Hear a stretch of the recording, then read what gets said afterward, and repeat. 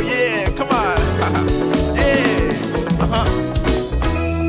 Now when I leave you all, VMWs, Mr. Togo, pay the laughing the rest, Mr. Togo, Togo pay the best.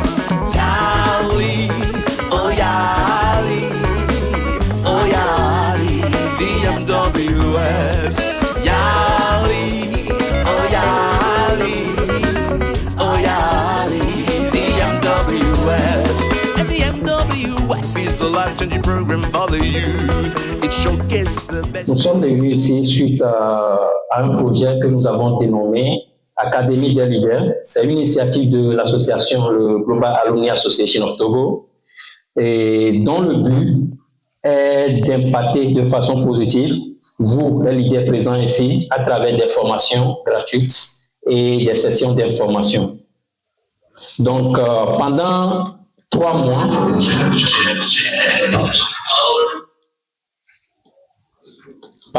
mois, et c'est-à-dire les premiers et les derniers vendredis de chaque mois, nous allons nous retrouver ici dans cette salle d'American Corner sur des différentes thématiques.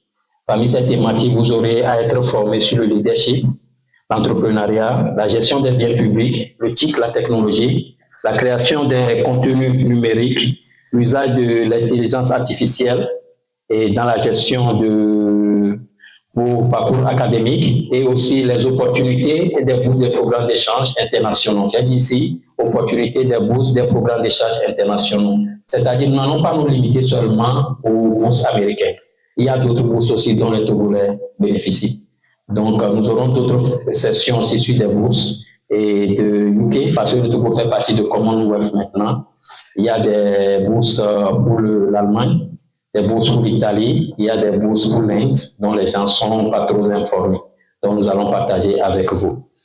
Et bon, comme je l'avais dit, c'est chaque premier et dernier vendredi de chaque mois de 14h à 17h dans la même salle ici. Et à la fin, ceux qui auront assuré, parce que j'ai fait passer la fiche de déménagement, ceux qui seront présents à toutes les sessions pendant ces 3 mois-là auront droit à une attestation de formation et aussi feront partie d'un réseau de coaching et de mentoring. On vous trouvera des gens qui vont vous suivre dans votre parcours. Parce que nous voulons vraiment faire de vous des gens différents des autres. Parce que nous qui sommes dans la salle ici, qui ont eu ces programmes, nous n'avons pas eu la chance d'avoir ces informations avant de postuler ou bien de faire partie. Nous, on veut vous préparer, vous, la prochaine génération, à être prêt et vraiment saisir les opportunités. Donc, suite à ça, et je vous félicite parce que nous avons reçu plusieurs candidatures. Bon, vous êtes les meilleurs que nous avons sélectionnés. Donc, je vous prie de faire un banc d'applaudissements pour vous-même.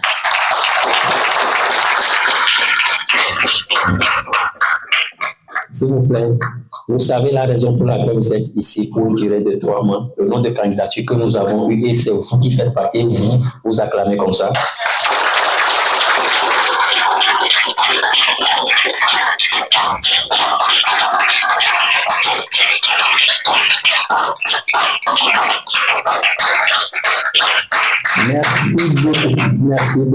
Merci beaucoup. Et avant qu'on ne commence, et je ne peux pas parler tant qu'il y a mon patron dans la salle.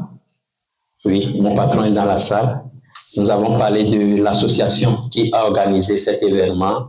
Sous son leadership, sans son leadership, nous ne serons pas ici. Donc, il est toujours derrière nous. Il veut s'assurer qu'on donne le meilleur pour la jeunesse togolaise, pour qu'on ait une autre génération différente de notre génération. C'est ce que nous voulons. Donc, sur ce, je vous invite vraiment, je vais sentir ça. Quand je tourne, vous faites un applaudissement. Parce que c'est quelqu'un qui se déplace pas, mais il a fait l'honneur d'être parmi nous. Allez, je vais sentir. Allez, tu ne vas pas venir. Il ne va pas venir. Allez. Donc, merci beaucoup. Donc, je vais donner la parole au président de GATS et pour quelques mots de sa part. Merci.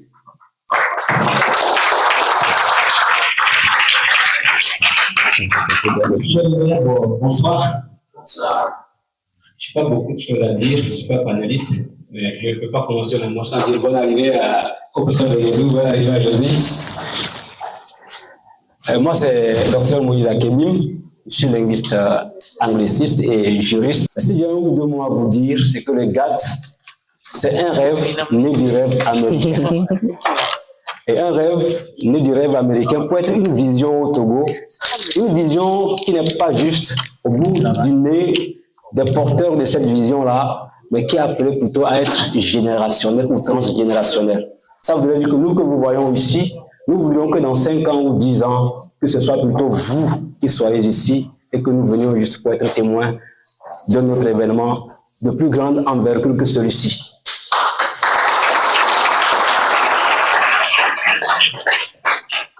Et la deuxième chose que je voudrais vous dire, c'est que nous sommes nombreux à commencer des choses, mais très peu tiennent jusqu'au bout. Qui êtes-vous? Dans quel groupe vous vous situez? De ceux-là qui commencent et après qui doutent d'un parcours qu'ils ont commencé et qui arrêtent en cours de chemin et à la fin ils vont regretter? Ou de ceux-là qui commencent et malgré les difficultés, malgré les emplois du temps chargés, font l'effort d'aller jusqu'au bout pour voir les résultats qu'ils vont obtenir à partir d'un petit parcours qu'ils ont commencé. Donc je souhaite que vous soyez dans le meilleur groupe. Donc tous ceux qui vont passer ici, qui vont nous entretenir aujourd'hui et les séances qui vont suivre, ce sont des frères, des sœurs, des connaissances certainement, mais qui ont un potentiel énorme. Donc si nous ne venons pas pour les écouter, prendre leur contact et nous disposer à être coachés par eux, nous ne pourrons pas bénéficier de leurs expériences pour pouvoir réussir là où ils ont réussi et espérer faire mieux qu'eux. Donc le Togo compte sur nous, mais le GATT voudrait aussi que vous soyez de l'histoire qu'il veut écrire au Togo et en Afrique. Donc soyez remerciés pour avoir été sélectionnés et avoir fait l'effort d'être ici. Nous sommes ensemble, les canaux sont là, nous continuerons par interagir et je suis sûr que jusqu'au bout des 3 mois, les uns et les autres seront bien aguerris pour aller au-delà de leurs limites. Merci. Merci à notre président, le président de GATT, s'il vous plaît, un tonnet d'applaudissements pour nous. Nous pourrons démarrer les activités sans avoir les mots de bienvenue du papa de la maison, qui est pour nous un mentor, un modèle. Donc, sur ce, avec vraiment un tonnet d'applaudissements, j'appelle notre professeur moi, je suis ici très content pour plusieurs raisons. L'une des raisons, c'est que je suis également ancien boursier. J'ai bénéficié de 2 programmes d'échange que je vais partager bientôt avec vous. Donc, dans ce cadre-là, je suis content que le GATT, qui est le Global Alumni Association of Togo, ait pu penser organiser un programme, une académie de renforcement de capacité des jeunes, des étudiants. Ça, c'est une très bonne chose. La deuxième chose, comme il a dit, je suis le coordinateur d'American Corner ici à l'Université de Lomé. Et c'est un privilège parce que quand on m'a annoncé qu'il y aura un programme comme ça, vous savez ce que je leur ai dit? Je leur ai dit qu'ils doivent prendre au moins 50% des membres d'American Corner. Vous avez compris? Donc, vous pouvez applaudir pour cela. Donc.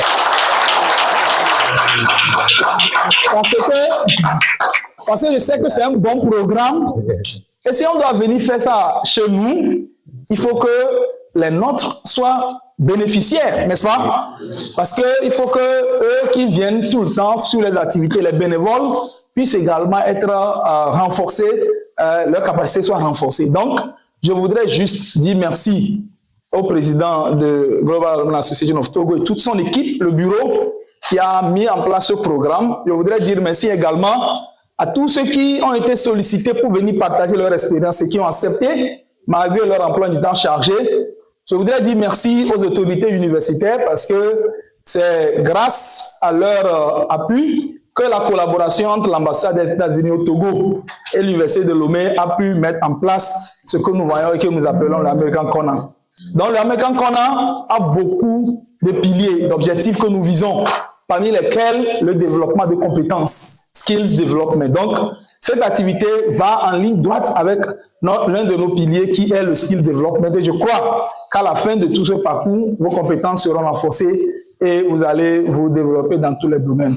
Donc, je voudrais m'arrêter ici tout en vous félicitant d'avoir fait le choix de venir. Il y a plusieurs personnes qui ont eu l'information, mais vous avez accepté de venir et également vous encourager à pouvoir suivre tout ce qui va se faire pendant tous les 3 mois pour que vous puissiez être vraiment gagnant et gagnant. Merci beaucoup. Merci au professeur maître de conférence, Dr. Beguedou, le coordonnateur de American Corner. Et vraiment, il a été un soutien pour nous pour la mise en place de ce projet avec toutes ces directives. Grand merci au nom du GATS. Sur ce, je profite pour saluer dans la salle tous les membres du bureau exécutif du GATS. Et je salue à Pétonné, le monsieur à l'ordinateur là-bas.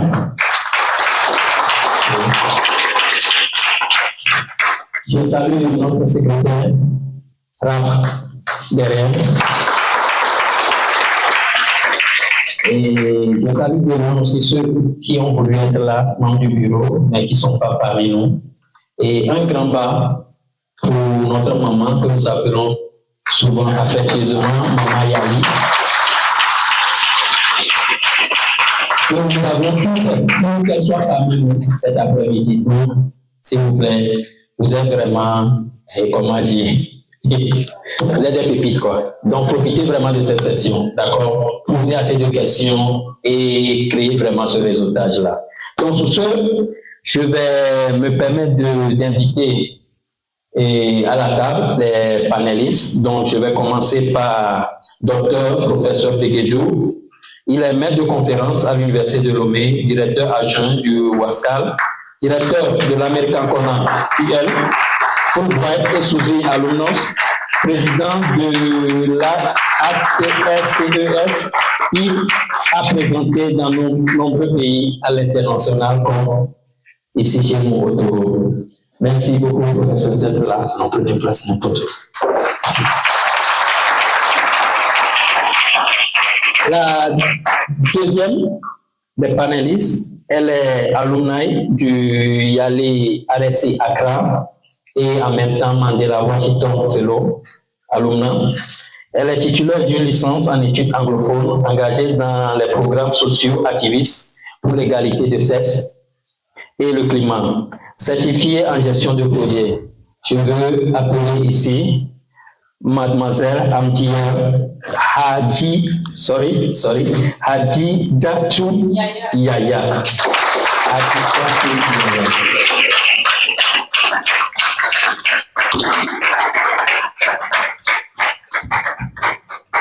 Accompagnez les gens, s'il vous plaît. Merci. Maintenant, nous allons faire venir un grand homme, mais en petit détail. Il est coordonnateur de projet, traducteur, interprète, formateur, secrétaire général de CETP Togo. Il œuvre pour la paix et l'engagement civique. Il est alumni Yali RSI Accra, cohorte 13 et futur, je ne le dis pas. Merci. Un grand coup. Il s'appelle Richard Oumilame.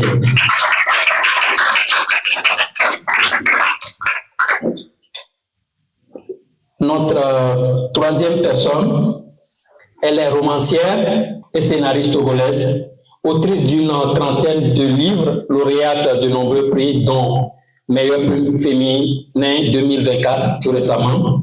Engagée pour les orphelins et la justice sociale, elle est alumna du Yale RSI Dakar. S'il vous plaît, un bon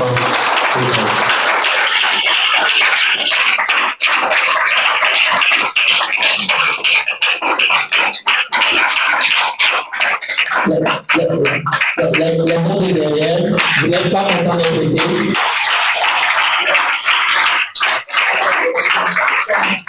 Ok.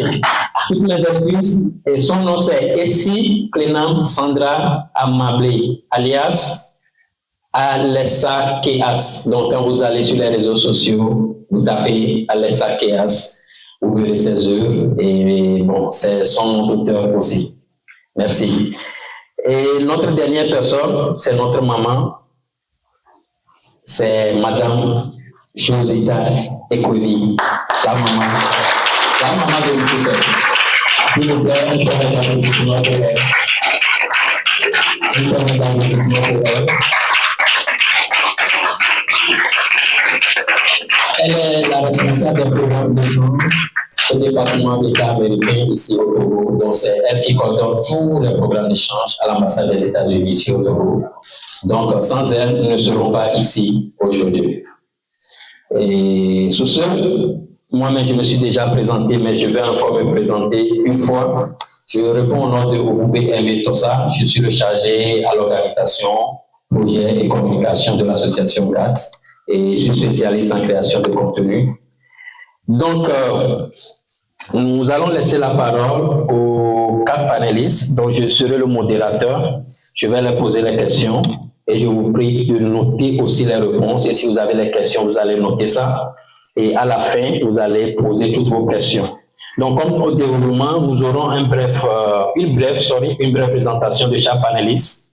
Ils vont nous parler aussi de leur programme d'expérience, que ce soit du YALI, du MWF, du Fulbright ou bien de SUSI.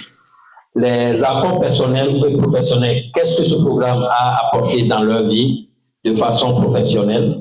Et aussi, quels conseils pourront donner à vous, futurs lauréats, futurs candidats, pour pouvoir bénéficier de ces programmes-là?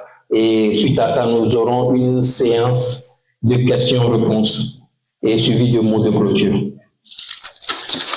Donc, s'il vous plaît, chers panélistes, nous allons aller à tour de rôle quand je pose la question. Sandra, pouvez-vous vous présenter brièvement et indiquer à quel programme vous avez participé? Moi, c'est Kenam Sandra Amablé, aussi connue sous le pseudo de Alexa Keas. Je suis auteure, romancière, scénariste et activiste pour la cause des orphelins et des personnes vulnérables. J'ai participé au programme YALI Dakar hybride parce qu'il y a la session en ligne et la session hybride, c'est-à-dire et la session en ligne et la session en présentiel à Dakar. Donc, je suis alumna YALI Dakar hybride session 17. Merci. Bonjour. Je me nomme Richard Obilale. Je suis facilitateur de projet. Je suis traducteur-interprète. J'ai une licence en anglais. En 2019, j'ai participé au programme de YALI Accra. C'était dans le domaine de politique publique et gestion. Donc, c'est ce que j'ai eu à faire dans le cadre de ce programme. Peut-être qu'éventuellement, j'aurai à développer plus ce qu'on a eu à faire. Merci. Merci beaucoup, Obilale. C'est le tour de Hadidatou Yaya. Moi, c'est Hadidatou Yaya. C'est Hadidatou Yaya. Je suis gestionnaire de projet, mais j'ai eu ma licence en anglais, donc j'ai fait du volontariat, ce qui m'a donné à faire notre formation là. Et j'ai fait le MYF avant de faire le YALI Accra en 2023. Merci. Merci. Merci beaucoup, Yaya. Et nous donnons la parole à notre coordonnateur, professeur Dr. Beguedou. Merci beaucoup, JP. Comme vous l'avez entendu, mon nom c'est Prosper Beguedou. Moi, j'ai participé à 2 programmes d'échange. D'abord, en 2010, il y a un programme qui s'appelle Study of United States Institute, SUSI, et j'étais à New York University pour ce programme. Et ensuite, en 2014-2015, j'ai pris part à un autre programme d'échange qui s'appelle Fulbright Research Program. African Senior Research Program. African Senior Research Program. Heureusement qu'elle est là pour m'aider. Et donc, j'étais au Texas State University en 2014-2015. Voilà les 2 programmes d'échange auxquels j'ai participé. Merci. Merci beaucoup. Nous donnons la parole à notre maman, Josita, de se présenter. Bonsoir, chers tous. Josita Epi. Je suis à l'ambassade des États-Unis, donc je coordonne les programmes d'échange éducatif et professionnel, et aussi les activités des anciens dossiers qui sont partis sur ces programmes d'échange-là. Quand ils reviennent, on les appelle les alumni. Voilà ce que je peux dire sur vous. Merci beaucoup, Josita. Donc, nous repassons le micro à docteur, professeur Begedjou, de nous parler un peu de ce qui vous a motivé à postuler à ces programmes. Ok, merci beaucoup. En 2010, ma motivation, il n'y avait rien qui me motivait. Parce que en ce moment, je n'avais même pas entendu parler de ce programme de souci. Je n'avais même pas construit mon doctorat à l'époque. Et donc, une fois, j'étais dans la salle de prof. En ce moment, nous étions en bas, ici, vers le terrain là-bas. Et j'ai vu dans la salle de prof, il y a une information. On a dit qu'il faut remplir un formulaire. Et puis, il y a un programme aux États-Unis. Il y a 6 programmes. Il faut choisir un. Donc, moi, j'ai rempli comme cela, avec l'idée que, bon, peut-être que ça va marcher. Donc, finalement, ça a marché. Et donc, je suis allé aux États-Unis. Puis, ça m'a vraiment aidé parce que j'étais en train de faire mon doctorat. Et il y avait des livres que je ne pouvais pas avoir. J'étais le plus jeune à l'époque quand j'étais allé à ce programme. Parce qu'il y avait 18 personnes de différentes parties du monde à ce programme. Et j'ai eu à échanger avec eux, à garder contact avec eux. Parce que même il y a quelqu'un qui m'a invité au Népal. J'ai siégé dans un jury de thèse. On s'était rencontrés en 2010 à ce programme. Mais on a gardé les contacts. Donc, quand je suis revenu, j'avais eu l'opportunité d'acheter beaucoup de livres dans mon domaine qui m'ont aidé à soutenir ma thèse en 2012. Et quand j'ai soutenu pour le programme de Fulbright, là, j'avais eu motivation parce que j'avais mon ami Dr Avonon qui avait participé en 2012-2013 à ce programme. Je crois qu'il était peut-être je ne sais pas, l'État ici va peut nous corriger, mais en ce moment, il n'y avait pas assez d'informations. Comme aujourd'hui, nous sommes en train de partager, il y a des gens qui sont informés de l'existence de ces programmes parce que plusieurs ont participé en ce moment, il n'y avait pas. Donc, quand il est allé, et c'est lui, il avait fait un programme qu'on appelle Outreach Programme. Il était à Nebraska, mais il avait la possibilité avec le programme d'aller dans une autre université, faire un programme de courte durée. Vous avez compris. Donc, quand il était allé au Texas, il a rencontré un professeur et avec cela, moi, j'ai eu quand même l'opportunité de l'avoir comme bourse professeur. C'était ça qui m'a même motivé en 2014-2015. Moi aussi à participer à ce programme. Voilà un peu ce que j'ai pu dire par rapport à la motivation. Maintenant, la motivation s'explique par le fait qu'on sait que tout le monde veut aller aux États-Unis, n'est-ce pas? Quand vous allez aux États-Unis, tout le monde sait que c'est le top. Il y a de très bonnes choses que vous pouvez avoir, de très bonnes relations, de très bons avantages, de gros avantages que vous pouvez tirer parce que c'est le réseau, le network. Et puis, quand vous avez des relations là-bas, ça va vous permettre d'évoluer rapidement et certainement dans beaucoup de domaines. Merci. Merci beaucoup, docteur Begedjou. Donc, nous passons le micro à Yaya. Yaya, dites-nous, qu'est-ce qui vous a motivé à postuler au programme Yali, RSC, Accra, et après pour le programme Mandela Washington Fellowship? Merci beaucoup. J'ai fait le MYS d'abord, avant de faire le Yali. Comme le prof l'a dit, la première motivation, c'est Instagram. Mais, je vous dis ça avant de continuer. Si vous allez à l'ambassade, il ne faut pas dire, je veux qu'on me sélectionne parce que je vais aller aux États-Unis, on ne va pas vous sélectionner. C'est un secret. Mais la première motivation, nous savons tous que c'est les États-Unis.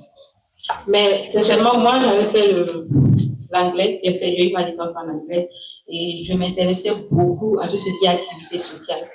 Et il fallait que je fasse des formations et autres. Bon, parfois c'est payant, parfois c'est pas payant. Mais quand j'ai entendu parler de MYF et tout ce qu'on pouvait offrir comme formation là-bas, en plus, c'est gratuit, il faut aussi voyager. J'ai dit, ok, je vais tenter ma chance. Même si on m'avait découragé parce que je n'avais pas fait le Yali NSC, et on m'a dit que je n'avais pas assez de connaissances dans la matière pour pouvoir postuler. Mais j'ai postulé.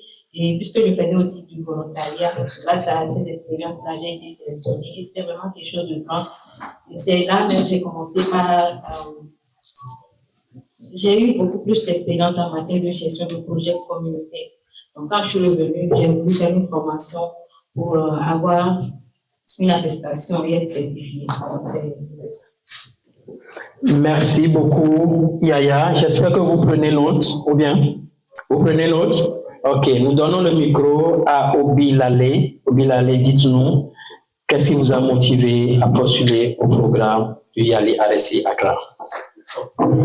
Je tiens d'abord à préciser que pour le programme Yalia ici à Accra, il y en avait aussi une opportunité d'en faire en ligne, mais j'ai bénéficié aussi de la section hybride qui était d'abord de postuler et ensuite d'être sélectionné à travers une interview. Donc après, on a eu à suivre des formations en ligne avant d'aller sur le campus Gimba à Accra. Quelles étaient mes motivations? Je crois que c'est sur 3 plans.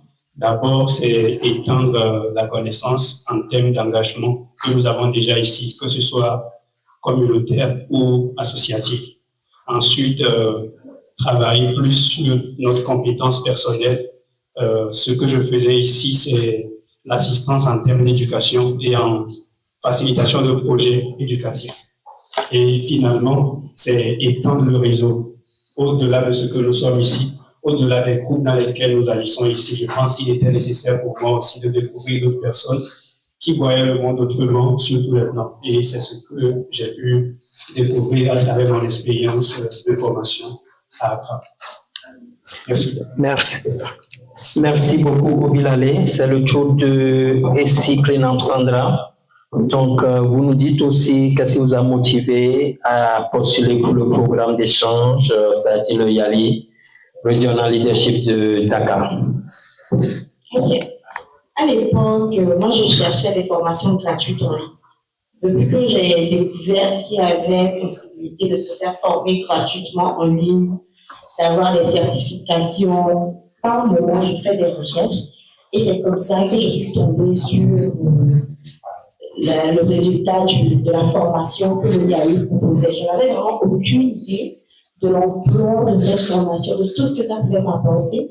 Donc, c'est comme ça que je suis tombée sur le YALI et le Poteau Rose, je découvre que pour la session hybride, on a même la possibilité de voyager et tout ça, c'était gratuit. Donc, c'était là ma motivation avant même de découvrir le potentiel du réseautage, du leadership, de tout ce que j'ai pu apprendre. En premier, je voulais juste me faire former. Je suis tombée sur cette opportunité et je l'ai saisie. Merci. Merci beaucoup, Krenam. Nous allons donner le micro à Josita. Si elle peut nous dire quel profil recherchez-vous particulièrement souvent pour ce genre de programme. Vous pouvez sélectionner le programme qui vous plaît. Je vais commencer par le professeur, il est à côté de moi. Ça, c'est un programme. Il a fait d'abord le Study of the US Institute. C'est un programme pour les enseignants. Les enseignants, soit dans les lycées ou alors à l'université. Lui, à l'époque, c'était pour l'université. Les scholars. On a les scholars, on a les secondary educators. Donc, il est allé dans les scholars, il y a au moins plusieurs thèmes. Donc, le profil, c'est être enseignant, avoir une expérience de au moins 3 ans en enseignement à l'université et démontrer qu'on peut impacter son école, son institution, qu'on va revenir. Et qu'on a l'anglais, évidemment. Donc, la première, je vais dire, le premier... Première exigence. La première exigence, donc, c'est l'anglais. Si tu n'as pas l'anglais, tu ne vas nulle part. Pour tous les programmes d'échange à l'ambassade des États-Unis, sauf le programme de Sandra, parce qu'elle est allée à Dakar, et donc c'est un programme pour les francophones. J'ai bien dit c'était, parce que ce programme existe encore. Et donc, pour l'instant, c'est suspendu, donc on n'a plus tous ces programmes-là, mais on en parle en espérant que ça va reprendre. Et pour Obilale et Hadidja aussi, c'est l'anglais encore. L'anglais, et comme c'est pour les 3, comme ce sont des programmes pour les jeunes, le Young African Leadership, le Young African Leaders Institute. Voilà. Donc là, il faut être engagé dans sa communauté, c'est clair, on est jeune, on a l'anglais ou le français si c'est Dakar, mais non, il faut démontrer donc qu'on est déjà un leader. On ne part pas pour aller apprendre à être un leader, on est déjà engagé à fond dans sa communauté, mais non, on veut renforcer ses capacités. On veut faire du réseautage. Et si on arrive à démontrer ça, ça passe. D'accord. Merci beaucoup, Josita. J'espère que nous avons pris note. Donc, si vous avez les questions, à la fin, vous allez poser. C'est le tour du docteur Prosper. Et dites-nous, quelles ont été vos premières impressions quand vous étiez arrivé aux États-Unis? Ok, merci beaucoup.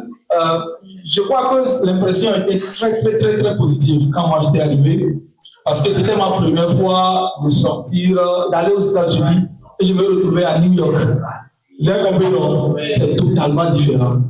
Tout est vraiment joli, brillant. J'étais à New York University, donc c'était une très belle expérience. Et puis, moi, ce qui m'a encore marqué, comme je vous l'avais dit, j'étais inscrit en thèse. Il y avait beaucoup de documents que je n'avais pas.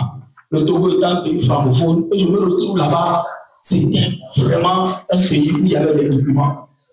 Il y avait des documents et je me rappelle, on m'avait donné de l'argent pour le programme, on vous donne de l'argent. Et moi, j'avais acheté des livres. Dans ma chambre, quand les autres me voyaient, ils disaient, mais what are you going to do with all these books? Et puis je leur disais que j'étais au début de ma carrière. Mais il fallait que j'aie beaucoup de livres pour pouvoir évoluer. Donc, c'était une opportunité pour moi que je ne sais pas si je n'avais pas eu l'opportunité là, je devais être où, je ne sais pas. Mais ça m'a vraiment marqué le fait qu'on manque tellement de livres ici, alors que là-bas, il y en a tellement qui existent. Et ce qui m'a encore impressionné quand j'étais allé pour le programme de Fulbright, vous savez, ici, on n'est pas très considéré. C'est-à-dire que quand tu es jeune, et puis on t'a dit. Mais là-bas, on te considère. Parce qu'on pense que tu as quelque chose. Tu n'as pas été sélectionné par hasard. Tu as été sélectionné parce que tu as fait des preuves. Ici, on a été enseigné par certaines personnes et finalement, à un moment donné, on ne te juge pas tout le temps ta juste valeur. Parce qu'on se dit toujours que tu es petit, tout ça. Alors que là-bas, tu vas à des conférences et tu te présentes. Et quand tu présentes, les gens te jugent en fonction du contenu de ce que tu as donné. Donc, il y avait quand même cette capacité d'être apprécié et également de se sentir tellement motivé lorsqu'on te demande surtout de parler de ton pays. Parce que c'est un programme d'échange, tu es appelé à valoriser, à parler de bonnes choses qui existent et maintenant à développer la relation avec les autres. Donc, pour me résumer, ce qui m'a impressionné vraiment là-bas, c'est les opportunités que j'ai eues, que je ne pouvais jamais avoir si j'étais ici. Donc, ma participation à ce programme m'a donné beaucoup d'opportunités dont j'ai bénéficié moi-même et également à mes collègues après qui ont suivi. Et certains de mes étudiants continuent de profiter de ma participation à ce programme parce qu'il y a des informations que je continue d'avoir parce que je suis toujours lié à ça. Merci beaucoup. Merci beaucoup au Dr Prosper. Et Dr Prosper a été impressionné par les opportunités qui existent de l'autre côté. Hadijatou, qu'est-ce que tu nous diras de ton impression à ton arrivée aux États-Unis pour le programme MWF? Ok, déjà, moi, j'étais vraiment fatiguée parce qu'on est arrivé là, vers 22h23. Donc, la seule chose que je voulais, c'était de dormir. Mais le lendemain, la première chose que j'ai vue, c'était une réalité qui n'était pas quelque chose que je ne vivais pas ici chez moi, que je voyais souvent à la télé. Donc, that was my first culture shock. C'était moi mon culture shock, mais bon, avant d'aller, on nous prépare quand même mentalement. Il y a des réfléchis. La session qu'on nous fait ici. Donc, ça fait que j'ai pu me retrouver. À part ça, on était quelque part où c'est comme si c'était l'Afrique. Tout le monde connaît tout le monde. C'était à North Carolina. Et moi, j'étais à Carolina State University. Pratiquement tout le monde se connaît. Il y avait les peer collaborators, les friendship families. Au moment où on se présentait comme friendship families, I know the person. Donc, j'ai l'impression qu'on vivait à la fois. Parce que chez nous ici, c'est la famille, en fait. Donc, c'était la même chose. Mais ce qu'on voyait à la télé, des buildings et tout, moi, je n'avais pas vu. C'était quand on est allé à Raleigh, c'était notre pays, dans New York State. Et les gens disaient, finally, we are in America. Parce que là-bas, on voyait les bigger and longer buildings on our state, c'était vraiment cool. Et à Washington, DC, je ne sais pas si je devrais parler de liberté ou d'importance, parce que moi, je n'ai pas apprécié le fait que les gens filmaient, voilà. C'était comme ça, quoi. J'ai dit, bah, si c'est ça la liberté, là, moi, je questionne pas un peu. Donc, c'était des trucs comme ça, je peux dire les impressions que j'ai eues. Donc, c'est à la fois positif et négatif, mais il faut vraiment dire que ce qui est positif n'est pas ce qui est négatif, surtout au niveau du networking et le cultural diversity qu'il y avait. Merci beaucoup, Yaya. Yaya, pour son impression, c'est le networking et le cultural diversity. C'est le tour de Richard Obilale. Dites-nous vos premières impressions quand vous étiez arrivé à Gimpa, au Ghana, pour le programme Yali Aresiakra. Bon, en termes d'impression, quand nous étions arrivés en même temps avec notre équipe togolaise, peut-être que je suis seul à remarquer cela, peut-être que mes amis aussi l'ont remarqué, mais moi, personnellement, j'ai senti l'énergie de tous les autres participants. C'est comme si ils venaient pour faire quelque chose de très sérieux avec leur vie. Effectivement, c'est quelque chose de nouveau dans la vie de tout le monde. Peut-être que je suis juste sensible quand les gens dégagent quelque chose. C'est ce que j'ai d'abord senti. L'énergie des jeunes à être dans un environnement où ils veulent faire quelque chose pour impacter leur communauté. Ensuite, j'ai remarqué que chaque participant est un projet. Chaque humain que je voyais là-bas est un projet et chaque humain portait un projet. Et ça m'a fait penser à un film qu'on a diffusé ici au American Corner où il était nécessaire de valoriser les petites choses que tu fais dans ta vie pour pay it forward for your community. Le film, c'est Pay it forward. Peu importe ce que vous faites, que vous soyez pianiste, que vous soyez réceptionniste au American Corner ici ou que vous soyez responsable dans une bibliothèque, c'est important parce que vous pouvez donner de cette expérience à un enfant dans une maison. Vous pouvez contribuer à affecter un changement. C'est ce que j'ai senti dans la vie de chaque participant qui était là. Et ça m'a fait penser au fait que peut-être dans nos environnements ici, même quand nous nous engageons à faire de petites activités, que ce soit à l'église, que ce soit dans de petites associations, nous n'avons pas peut-être la tendance à noter et à voir comment est-ce que nous pouvons répliquer cela sur nos communautés. Quand j'ai vu comment les Nigérians s'étaient présentés, les Sierra-Léonais, les Ivoiriens, les Burkinabés, les Libériens, la plupart des Togolais qui étaient faisaient beaucoup, mais peut-être que la présentation n'en était pas à la même hauteur. Donc, à travers cela, j'ai pu comprendre que nos expériences comptent, nos contributions que nous avons faites ici comptent, nos volontariats que nous avons faits comptent. C'est la manière dont nous les enregistrons et c'est la manière dont nous pensons les reverser à nos communautés. Merci, Obilale. En résumé, Obilale a été impressionné à Gimpa par l'énergie dégagée par les participants qui étaient là, de 7 pays de l'Afrique de l'Ouest. Aussi l'engagement en termes de pay forward, peu importe ce que tu fais, et l'autre aussi, comment ils arrivent à se vendre. C'est le tour de Sandra. Sandra, dites-nous, quelle était votre impression quand vous étiez arrivé à Dakar? Et je ne maîtrise pas trop le nom de votre centre. Comment ça a été? Pardon? Le César, comment ça a été? Alors, moi, j'avais peur parce que je suis une grande solitaire. J'aime bien être seule. Sauf que on nous avait dit que là-bas, on allait partager la chambre avec une autre personne. Donc, j'avais des appréhensions. Je me demandais comment est-ce que ça allait se passer. J'ai demandé à une amie qui avait aussi fait le Yali, qui est encore plus solitaire que moi, qui m'a dit si moi j'ai pu m'en sortir, c'est que toi, tu peux également t'en sortir. Donc, on est arrivé et finalement installé au César. J'étais la première à arriver. L'autre avec qui je devais partager la chambre est arrivée plus tard. Et finalement, ça s'est très bien passé. On s'est entendu. En fait, ça m'a permis de sortir un peu de ma zone de confort, de braver cette peur-là que j'ai d'aller vers l'inconnu, de côtoyer des inconnus. Donc, c'était ça mes premières impressions lorsque nous sommes arrivés à Dakar au César. Merci. Merci. Donc, je vous prie de garder le micro. Et à part le fait d'avoir bravé cette peur de l'inconnu et vraiment de s'imprégner du programme, dites-nous maintenant quel impact ce programme a-t-il eu sur votre parcours et aussi les compétences que vous avez acquises. D'accord. Le YALI a eu un impact énorme sur mon parcours. Déjà, en matière de réseautage, aujourd'hui, je peux dire que j'ai une famille dans beaucoup de pays africains. Et à chaque fois que je voyage, il y a toujours un frère ou une sœur quelque part que je peux appeler en cas de besoin, etc. Et professionnellement parlant, en fait, moi, je suis plus dans le numérique.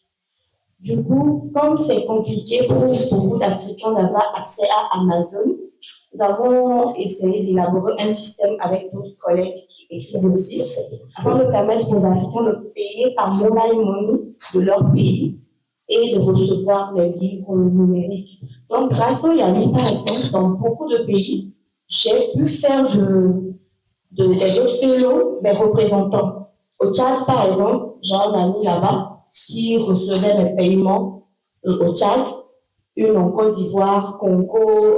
Bon, Congo, c'était pas où il y a eu, mais bon, après, on va dire, tu connais une personne qui connaît une autre. Donc, en matière de réseautage, ça m'a beaucoup apporté et ça m'a aidé justement à pouvoir toucher ces contrées-là que je n'arrivais pas à toucher avant, pouvoir maximiser les ventes de mes ouvrages.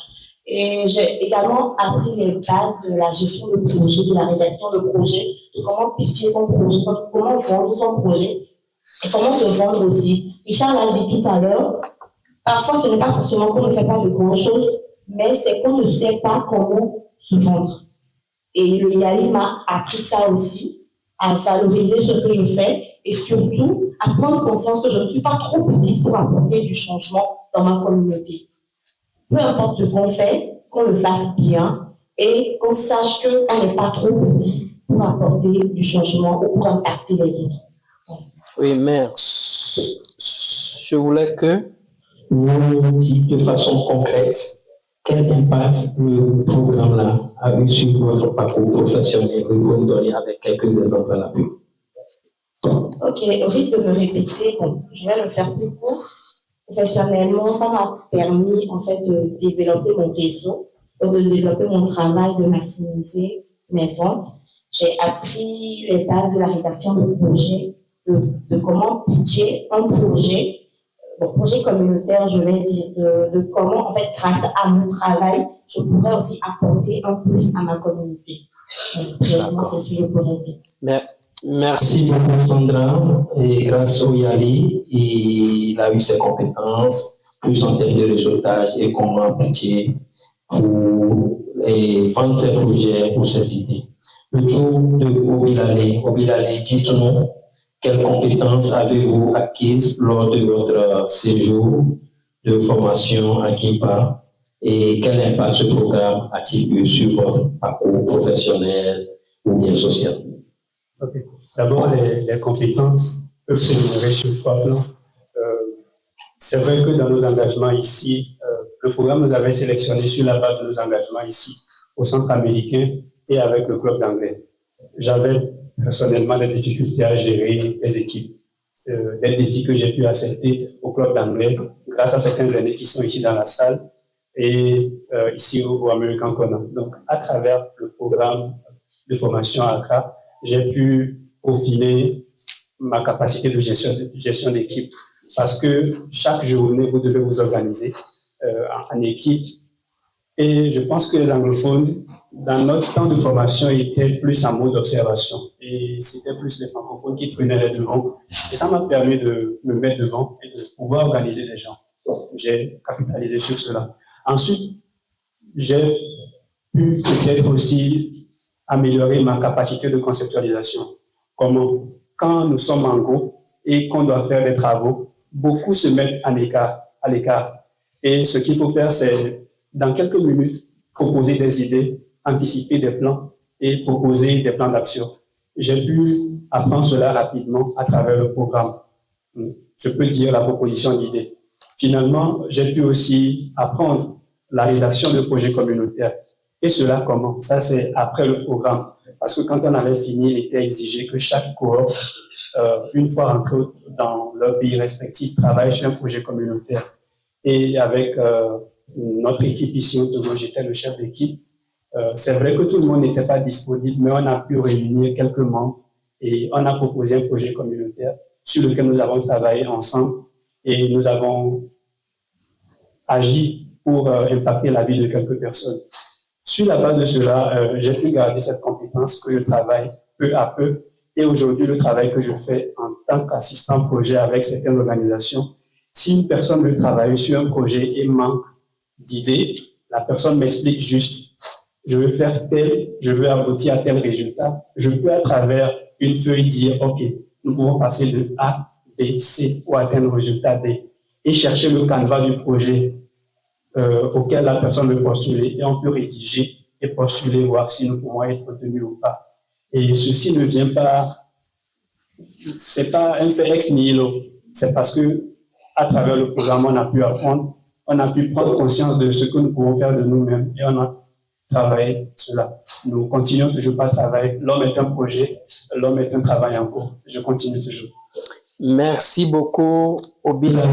C'est le tour de Hadijatou. Dites-nous et les compétences que vous avez acquises, quel impact ce programme a-t-il eu sur votre parcours?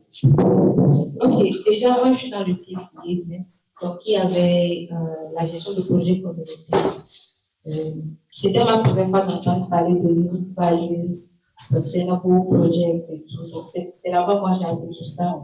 Et j'avais aussi accueilli des compétences en matière de team building activities. Et quand je suis revenue, il y avait des projets où on me sollicitait pour peut-être faciliter les sessions et tout, mais j'en profitais pour enseigner les team building activities que moi j'ai appris là-bas au stage de l'IAAK.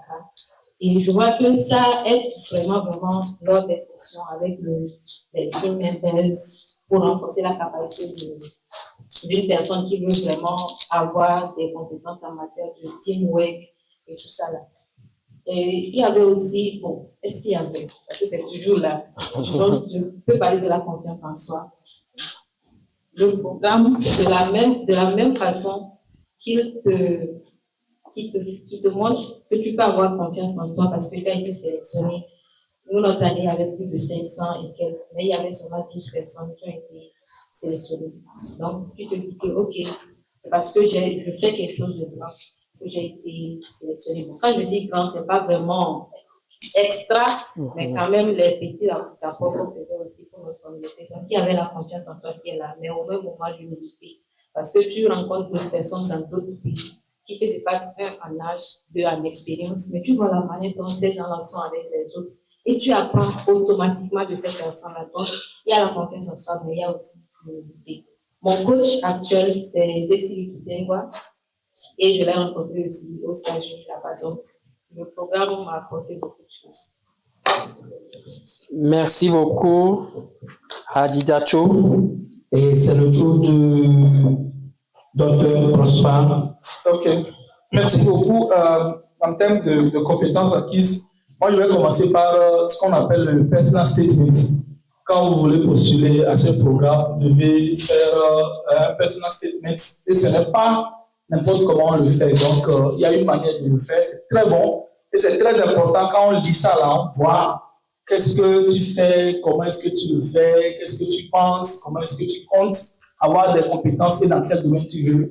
Donc, déjà, c'est une compétence qui a été développée en Sénat. Ensuite, la confiance, surtout lorsque tu sais que tu vas te retrouver aux États-Unis et tu dois parler avec les Américains, tu dois parfois faire des cours, c'est-à-dire que parfois tu dois faire des présentations aux gens qui sont les Américains. Ça te donne une confiance que toi-même, tu es prêt, tu viens d'un pays francophone, mais tu te retrouves aux États-Unis où tu dois parler à des Américains et tu dois les écouter, répondre, les débattre avec eux. Cela développe une compétence envoyer une confiance. Et moi également, la compétence que j'ai eue, c'était également le leadership. Vous allez voir que quand nous sommes appelés à aller et puis à prendre le lead, à diriger, à pouvoir avoir des responsabilités dans un monde qui est différent du vôtre, vous allez voir que vous ne pouvez que vous développer. En termes d'impact, l'impact est à plusieurs niveaux, niveau personnel et puis niveau communautaire, niveau de la profession. Quand je parle d'abord de l'impact direct, vous savez, quand moi je suis rentré des États-Unis, j'ai, grâce à ma participation à ce programme, fait venir plus de 600 livres qu'on a donnés à l'Université de Lomé. Et c'était réel. Et après cette année, chaque année, il y avait le book drive que le Texas State University faisait pour l'Université de Lomé. Ça, c'est un. Et puis l'autre impact, c'était à travers ma participation à ce programme, la naissance de l'Association togolaise de lutte contre l'échec scolaire que je préside est née par ma participation à ce programme parce que j'ai rencontré quelqu'un avec qui j'ai échangé et avec ces idées, j'ai associé des gens et on a créé cette association qui fait beaucoup de choses actuellement au Togo. L'impact également, comme je vous le disais, quand je suis revenu quand vous faites les États-Unis, vous savez, on ne peut pas dire que c'était par hasard que vous avez été sélectionné. C'est qu'on pense que vous avez quelque chose. Et si les États-Unis vous font confiance, c'est que vous êtes digne de confiance. Ça vous permet d'avoir certaines possibilités, certaines opportunités que vous ne pouvez pas imaginer. Moi, j'ai été nommé directeur de la bibliothèque. Je suis actuellement le directeur adjoint de Wascal. Ce sont des choses, on ne peut pas dire que c'est ça qui a fait, mais ça concourt. Vous avez compris, non? Il y a beaucoup de choses qui entrent et puis on se dit que, OK, celui-ci, ayant fait cette expérience, il peut apporter ceci. Et également, l'impact se fait voir à travers les échanges que j'ai avec plusieurs personnes, plusieurs enseignants qui sont aux États-Unis, que je mets en relation avec d'autres personnes ici qui veulent soit acheter des documents, des livres qui n'ont pas. Moi, j'ai aidé plusieurs étudiants à avoir des documents qu'ils ne pouvaient jamais avoir à travers les relations que j'ai eu à bâtir à travers ma participation à ces programmes. Donc, c'est le lieu de dire merci vraiment à l'ambassade qui nous a donné cette opportunité. Judith avait parlé un peu de quelques programmes. Il y avait d'autres programmes dont on n'a pas parlé. Par exemple, le Fulbright qu'on fait pour faire un master, ça existe. Et également, pour faire un doctorat, c'est vrai qu'elle va revenir sur cela. Donc, ça vous a dit que ce n'est pas forcément, après avoir obtenu un doctorat, par exemple, c'était ça qui m'avait permis d'aller, que vous pouvez participer. Mais il y a d'autres possibilités, comme on est en train de dire. Donc, ne voyez pas ça trop loin de vous. Sachez que vous aussi, vous pouvez participer. C'est vrai qu'elle a dit que les choses changent un tout petit peu, mais il y a quand même de l'espérance que nous avons, tout en sachant que ça va vraiment revenir et puis ça va aller très bien. Merci beaucoup. Merci beaucoup, docteur. Merci beaucoup. De l'intervention du docteur, j'ai pu noter quelque chose ici et avec votre complicité, on va le solliciter parce que c'est très, très, très important pour nous. Parce que je vois en vous des futurs leaders, je vois en vous des gens qui iront là-bas vraiment pour réussir. Le personal statement, il va nous organiser une session sur ça. Le personal statement, on va d'accord. Donc, sur ce, nous allons donner le micro à Josita, la responsable des programmes d'échange au département d'État américain, précisément à l'ambassade des États-Unis au Togo. Maintenant, pour parler de façon brève, parce que, bon, entre guillemets, par rapport au profil, bon, il y a un programme dont le profil n'est pas trop, mais l'idée est de donner les informations. Donc, je voudrais que vous nous parliez un peu plus de IVLP. Qui peut postuler? Que c'est bon, on ne postule pas. Comment la sélection se fait? Et si vous avez des conseils à donner pour qu'un jour, on puisse trouver 10 IVLP ici, quel conseil vous donnerez? Et suite à ça, vous allez rentrer un peu plus dans le Fulbright et SUSI aussi, parce que nous avons ces profils-là ici, pour nous donner vraiment quel est le critère de sélection pour ces programmes-là. Merci. Et Humphrey, justement, parce que moi, je dois être à Humphrey, priez pour moi. Même si ils ne sont pas là aujourd'hui, peut-être que demain, ils vont arriver là-bas. JP, merci pour tes questions. Et, je ne vais décourager personne. Le professeur ne veut pas. Je ne veux pas. Je ne veux pas, ok, d'accord. Les réalités sont ce qu'elles sont aujourd'hui, mais bon, je vais quand même parler de IVLP, qui veut dire International Visitor Leadership Program. Comme il l'a dit, on ne postule pas à ce programme. C'est un programme, on n'en fait pas la promotion parce que l'ambassade te nomme pour ce programme. Chaque année, au Togo, nous avons 6. Notre quota aujourd'hui, c'est 6. 6 Togolais partent, et peut-être des fois plus. On peut aller à 8, des fois à 10. On a des programmes qui tombent comme ça du jour au lendemain. Comment ça se passe? Les IVLP sont nommés par d'abord des Américains qui ont rencontré des Togolais ou bien des nationaux quelque part. Comment on les rencontre? Parce que telle personne s'est fait remarquer dans tel domaine tellement dynamique, que ce soit dans le domaine des médias, l'éducation, l'engagement citoyen, peu importe, mais la personne est tellement dynamique qu'on se dit, mais cette personne-là, si on lui donne l'opportunité de voyager, d'aller aux États-Unis, de rencontrer d'autres Africains ou alors d'autres personnes et de faire l'expérience américaine, quand elle va revenir, elle pourra faire du bien pour son pays. Et donc, qu'est-ce que nous faisons? Nous donnons un formulaire à remplir. D'abord, en début d'année, nous recevons des départements d'État une liste des programmes qui sont disponibles pour l'année. Ça peut être dans le domaine des droits de l'homme, ça peut être dans le domaine de la jeunesse, la santé. Et puis, on va vous dire, je peux vous appeler, monsieur, je ne sais pas comment tu t'appelles, monsieur en rose. J'ai un formulaire, tu veux bien me remplir ce formulaire parce que des fois, nous avons des programmes qui viennent, on aimerait peut-être, si tu es intéressé, on va te nommer. Alors, le comité de l'ambassade va se réunir. Quand il y a ces programmes-là, on va te nommer. Et après, la sélection finale est faite par les États-Unis. Et vous serez peut-être dans votre lit, on va vous appeler pour vous dire, monsieur tant et tant, vous êtes sélectionné pour ce programme. Des fois, les gens veulent tomber en d'accord parce qu'ils n'ont pas postulé. C'est un truc qu'ils ont rempli il y a des années, peut-être des fois des mois, qu'on a oublié, on n'y pense même plus. Parce que sur ce formulaire-là, il faut bien détailler ce que vous faites. Au-delà de quelle est votre responsabilité, comment est-ce que vous pensez, si jamais vous avez l'opportunité de voyager, qu'est-ce que vous pouvez apporter pour votre pays? Et donc, nous, on profile tout ça et on soumet votre profil. Et après, les gens sont sélectionnés. Donc, chaque année, au moins 6 Togolais partent pour ces programmes-là.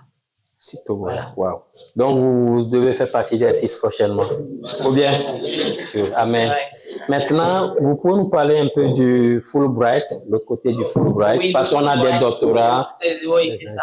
Donc, pour le Fulbright, ce que nous publions souvent, c'est le Foreign Student Programme qui est différent de ce que le professeur avait fait. Et c'est pour ceux qui ont généralement un bac plus 4 et 2 ans d'expérience professionnelle. Maintenant, ça ne suffit pas. Il faut pouvoir démontrer, donc par le Personal Statement et le Study Objectives. Donc, ça, c'est ça qui suit le Personal Statement. Je veux, qui suis-je? Parce que les gens là-bas, vous allez étudier dans une université américaine, on ne vous connaît pas. Ils ne connaissent même pas la réalité. Les gens ne connaissent même pas le Togo. Et donc, pouvoir démontrer en fait que vous êtes en tout.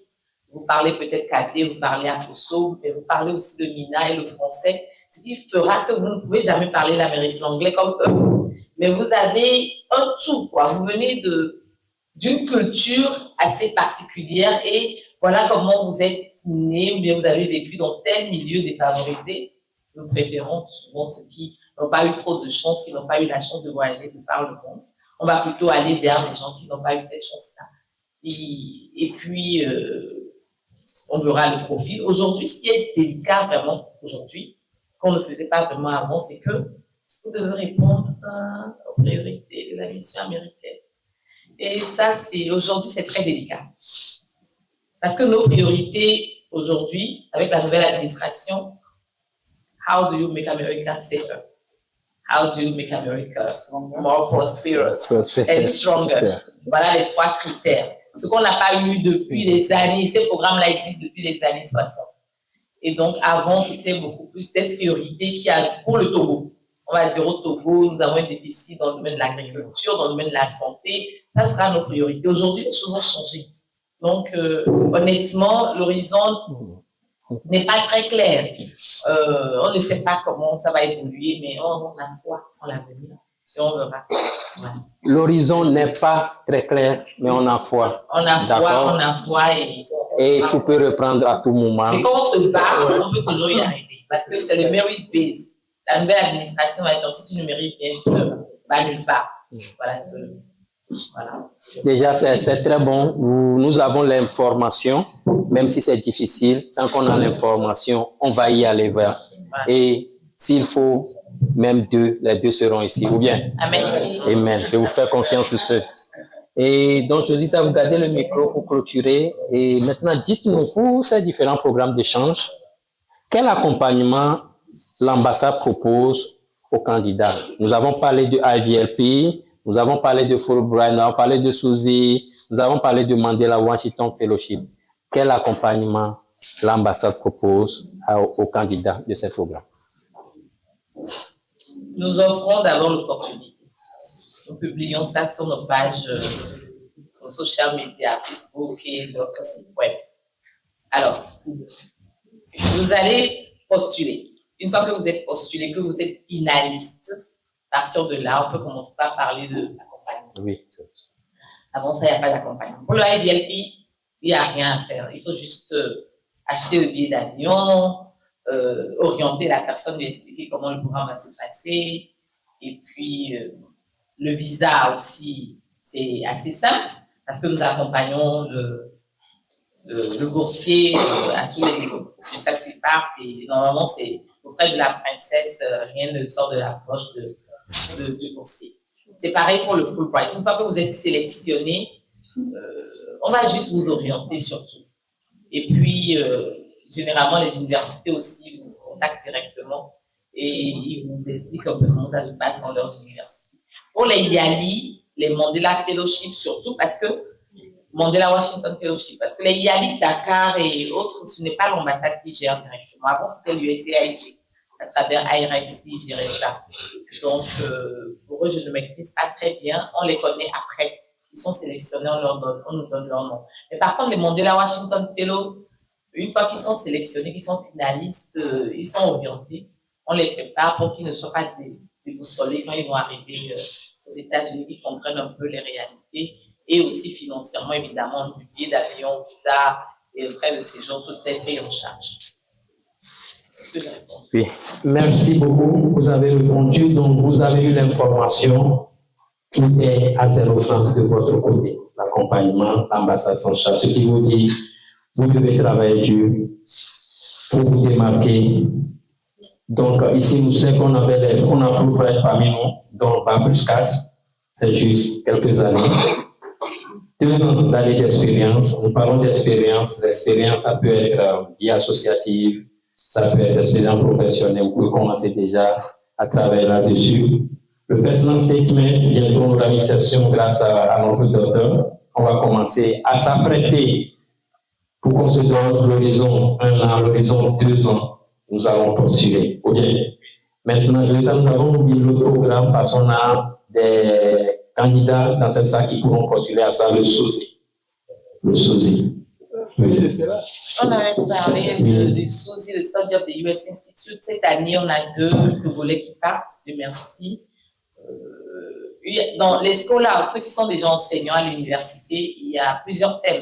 Certains thèmes qui ne cadrent pas trop avec le Togo, hein, mais bon, je ne sais pas. La littérature américaine, ça passe très vite des fois. Il y a aussi la culture, US Culture and Society, la société, la culture des États-Unis. Donc, en fonction de tout ce que vous avez enseigné, donc vous devez pouvoir expliquer et faire démontrer que vous avez besoin de renforcer vos capacités dans ce domaine-là.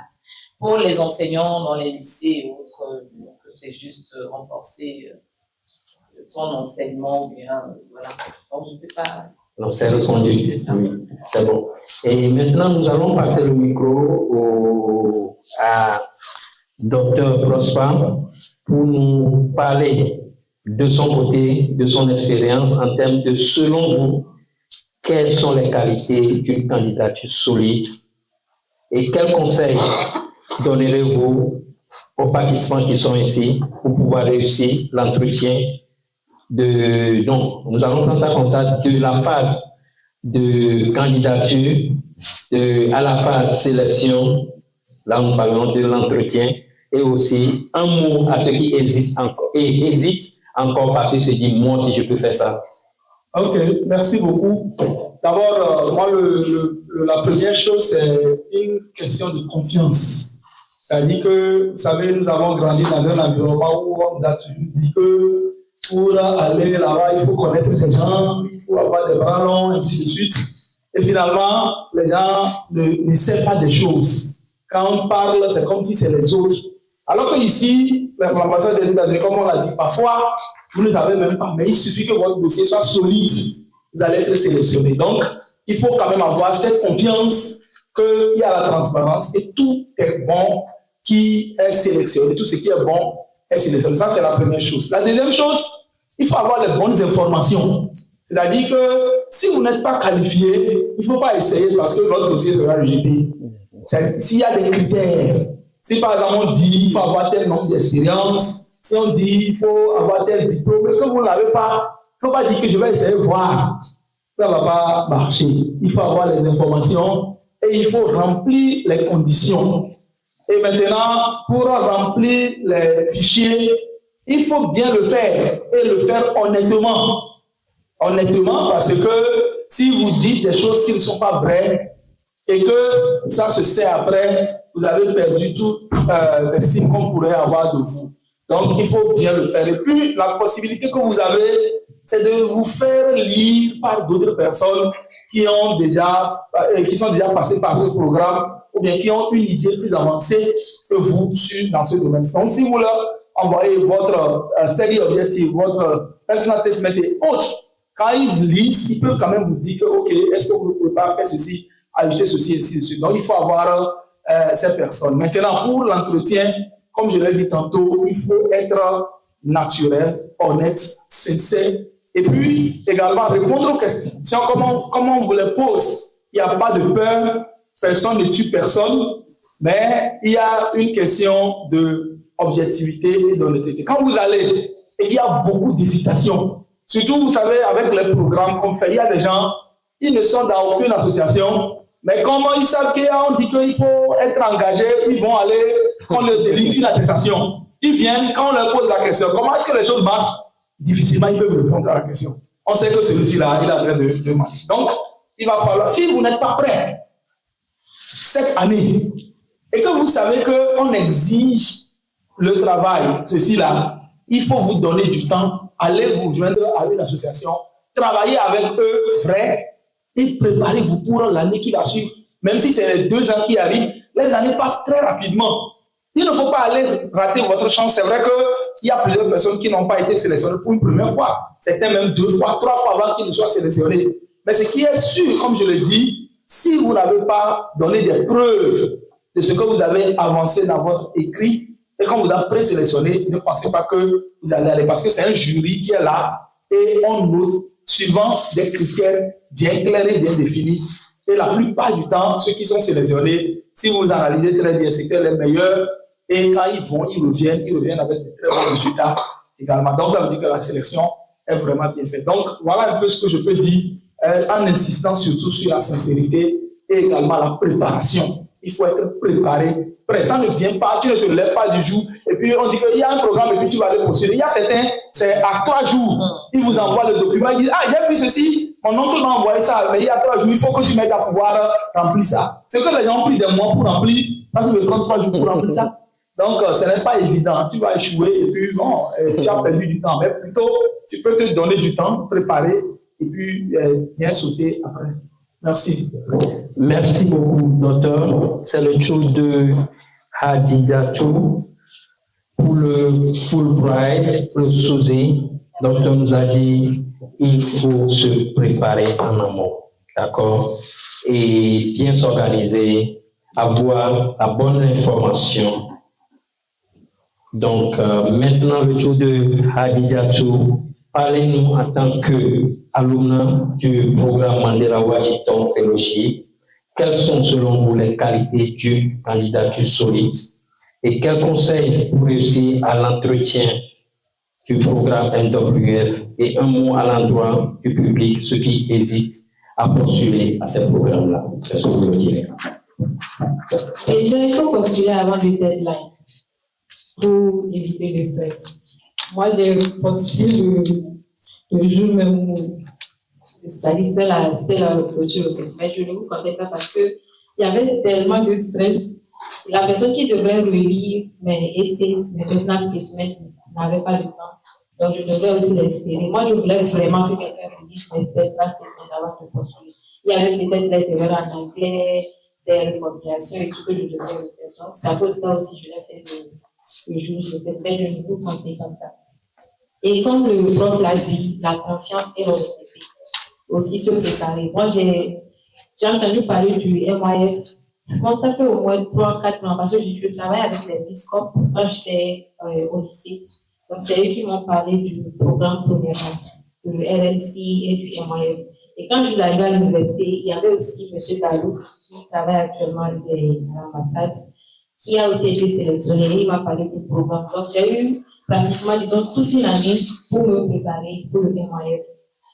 Et quand j'ai découvert mes personal statement, l'une des conseils qui m'a beaucoup impacté, c'était de laisser mon cœur parler. On m'a dit que c'est comment tu narres ton histoire qu'on t'écoute au fait.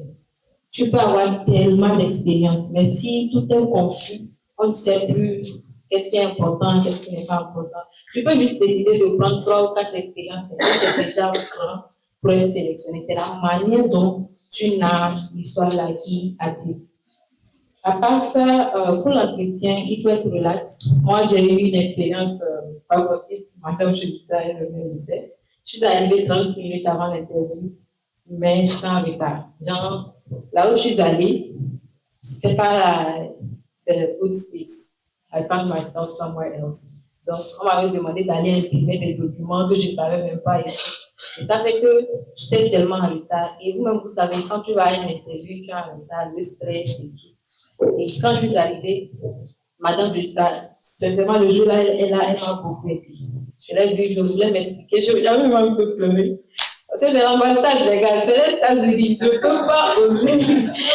Elle m'a dit, it's just an interview, calm down, relax, et je suis allée. Donc, quand on est arrivé, moi, je voulais demander de l'eau avant même de boire le Et ils m'ont demandé si je veux dire yes. J'avais tellement pleuré.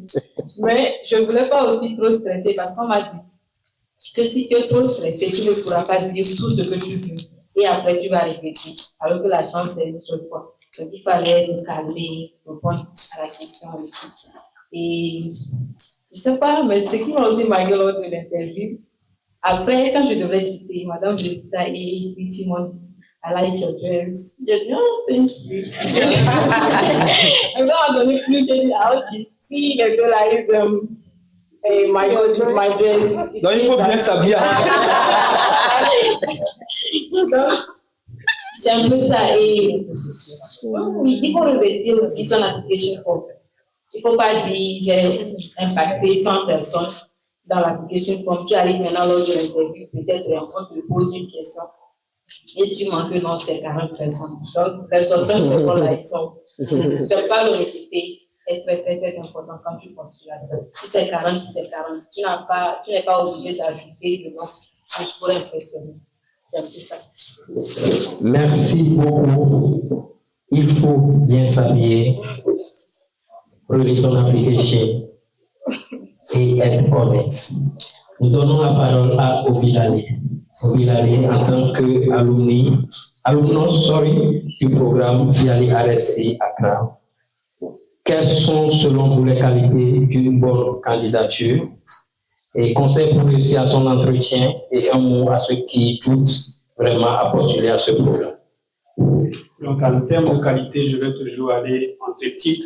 D'abord, la curiosité. Pour le programme de Yali Accra, moi, j'étais curieux d'aller apprendre. Donc, la curiosité, l'envie d'apprendre et l'envie de s'améliorer. Ensuite, qu'est-ce qui va jouer dans votre candidature? C'est votre engagement, que ce soit communautaire ou associatif. Et comme les prédécesseurs l'ont dit, assurez-vous que vos expériences soient vraies, réelles et authentiques. Et quoi que vous fassiez, notez cela d'abord en termes de changements que cela apporte dans vos vies et comment est-ce que cela apporte de petits changements, que ce soit dans vos maisons, dans votre quartier ou dans votre communauté immédiate. En troisième position, quelle autre qualité? Vous pouvez demander assistance à quelqu'un qui a déjà parcouru le chemin que vous voulez parcourir maintenant. Vous cherchez quelqu'un qui a été déjà un alumni de Yali Accra, qui a déjà été bénéficiaire du programme, comment il a fait, et vous lui demandez de vous suivre. C'est aussi simple. Maintenant, pour l'entretien, notre interview était en ligne. Donc, qu'est-ce que je peux peut-être proposer comme qualité? C'est d'abord le calme. C'est dans le calme que les idées jaillissent avec douceur et confiance. quand vous êtes agité, ça ne passe pas. Quelle autre qualité pour l'entretien, c'est porter un projet innovant, que ce soit pour votre quartier ou votre communauté immédiate. Que ces gens qui vous interviewent sentent que s'ils investissent en vous, que ce soit pour le programme Mandela Washington Fellow ou pour le programme de formation communautaire ici à Accra, qu'il y ait un retour sur investissement, que vous apportiez un changement à votre communauté. Et finalement, servez-vous de vos expériences antérieures. Servez-vous de vos expériences antérieures. Quel mot j'ai à vous dire? Je vais vous citer Nietzsche. L'homme n'est fait que pour se surpasser. Qu'avez-vous fait pour vous surpasser? Chaque jour dans vos vies, posez-vous cette question. Même si ce sont de petits pas que vous posez, demandez-vous toujours comment est-ce que je me surpasse, personnellement, professionnellement et académiquement. Merci. Merci beaucoup, Obilale. C'est le tour de Sandra. Alors, beaucoup de choses ont déjà été dites. Et ce que moi je vais ajouter, c'est qu'il faut que vous ayez une vision. Rêvez. Ayez une vision, non seulement de vous-même, mais de votre communauté, de votre entourage. Une vision aussi bien à court terme qu'à long terme. Comment vous vous voyez dans tel nombre d'années? Qu'est-ce que vous voyez apporter à votre communauté? Une fois que vous avez une vision, une fois que vous avez un objectif à atteindre, le reste, généralement, c'est assez facile à planifier et vous allez travailler étape par étape pour atteindre cela. Alors, je vais encore souligner l'authenticité. Il faut être vrai. Il ne faut pas mentir juste parce qu'il y a des avantages. Par exemple, pour le Yali, on a été nombreux à participer au Yali. Donc, aujourd'hui, on reconnaît en fait ceux qui étaient là vraiment pour se faire former et pour après rendre ce qu'ils ont appris là-bas. Donc, soyez vrais et soyez prêts à apporter un peu plus à votre communauté. Ne soyez pas égoïste. Lorsque vous êtes bénéficiaire de ces programmes-là, sachez qu'il y a plein de personnes qui auraient aimé être à votre place, donc ne gaspillez pas cela. Soyez prêts vraiment à apporter un plus à votre communauté à travers votre travail, à travers votre engagement et tout cela. Et voilà, je vais rebondir sur la vie associative. Faites quelque chose, c'est important. Que ce soit dans le quartier, dans ton quartier par exemple, tu as noté des problèmes d'insalubrité. Bon, je dis n'importe quoi, c'est juste un exemple. Faites quelque chose. Tout ça, c'est de l'expérience en fait que vous acquérez.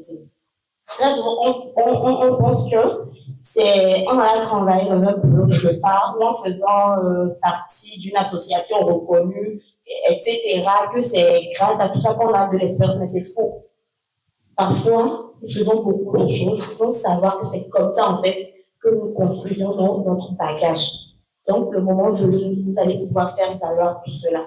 Donc, soyez vrais, soyez authentiques, rêvez grand, ayez une vision, définissez un plan d'avenir, et ça devrait être. Merci Sandra. Pour Sandra, nous devons être vrais et rêver grand. Et je vais passer le micro à Josita et après on va passer aux questions-réponses. Et Josita, une dernière question pour vous. Dites-nous à l'heure actuelle, quelles sont les opportunités actuellement ouvertes pour les Togolais à l'ambassade? À l'heure actuelle, nous sommes en train de nous préparer pour IDLP 2026. Donc ça, vous le savez, vous n'avez rien à faire. Vous ne pouvez pas postuler. Actuellement, nous avons déjà lancé le Fulbright Foreign Student Program. On n'a pas encore fait la sélection pour 2026-2027. Ça se fait toujours un an à l'avance. Donc, année académique 2026-2027. Et puis, pour le reste, on ne sait pas encore. Vous avez dit pour le souci qu'il y a deux qui sont. Pour Souzy, les deux sont en train de partir parce que c'est pour l'année 2025. Mais ils ont postulé l'année passée. Et puis, bon, bah, voilà pour l'instant, c'est ce que je peux dire. Mais c'est vrai que tout à l'heure, j'ai parlé de nouvelles priorités parce qu'on a une nouvelle administration. Mais au moins, là, on sait que les choses vont tourner. En attendant, et puis peut-être même avant même la fin du mandat, parce que je me dis que c'est un passage, et après, peut-être qu'il y aura tellement d'opportunités qu'on ne trouvera même pas de gens autour.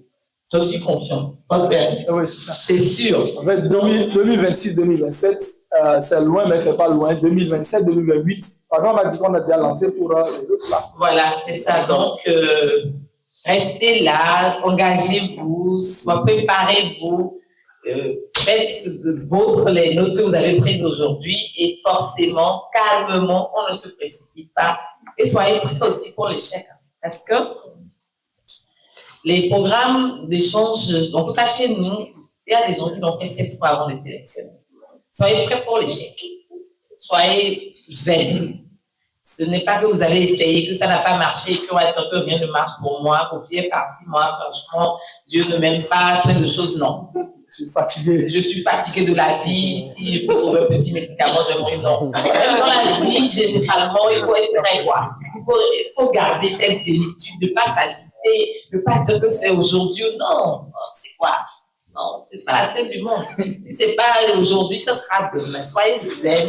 N'allez pas déranger vos parents, leur mettre la pression. Je suis frustrée, les parents sont déçus, mon fils n'arrive pas à partir, il doit partir aux États-Unis. Il y aura toujours des opportunités. Il y a d'autres programmes aussi. Il y a plein de choses un peu partout. Donc, soyez zen. Soyez zen et regardez la vie avec beaucoup d'espérance. Et puis, ça va aller. Et ça, c'était mon point. Vous avez vu que vraiment c'est une maman, non? Vraiment c'est une maman. Elle a toujours de quoi nous dire, pour nous mettre dans le pain. Et pour la petite histoire, il faut être prêt à faire face aux échecs. Quand j'avais postulé premièrement au WF, mon application était la meilleure. Arrivé, le stress a fait que même l'anglais qu'on me parle, je ne comprenais pas. Et en ce moment, c'était les vrais Américains, quoi. Il y a oui, il y a des faux Américains. Et la salle, c'est vraiment tenu, mais vraiment. Mais qu'est-ce que ça m'a appris quand je suis sorti en même temps? Des fois, je me prenais, je sais que je ne me suis pas donné, ça ne va pas marcher. Je me suis dit ça en même temps. Donc, quand le résultat est sorti, ça n'a pas marché. Mais qu'est-ce que j'ai fait? Ça m'a servi de leçon. J'ai pris 2 ans. L'année qui a suivi, je n'ai pas postulé. Donc, je sais que ici, ça manque. Donc, j'ai retravaillé sur tout ça. Et la deuxième année, quand j'ai postulé, à l'interview, souvent, ils donnent 10 minutes, des fois 15. Mais certains, j'ai fait 5 minutes dans la salle. Je me rappelle très bien. Parce que j'étais clair, précis, je sais de quoi je parle. Et je sais ce que je veux. C'est-à-dire, je suis allé le jour-là, soit ça marche, soit ça ne marche pas. Et I don't care.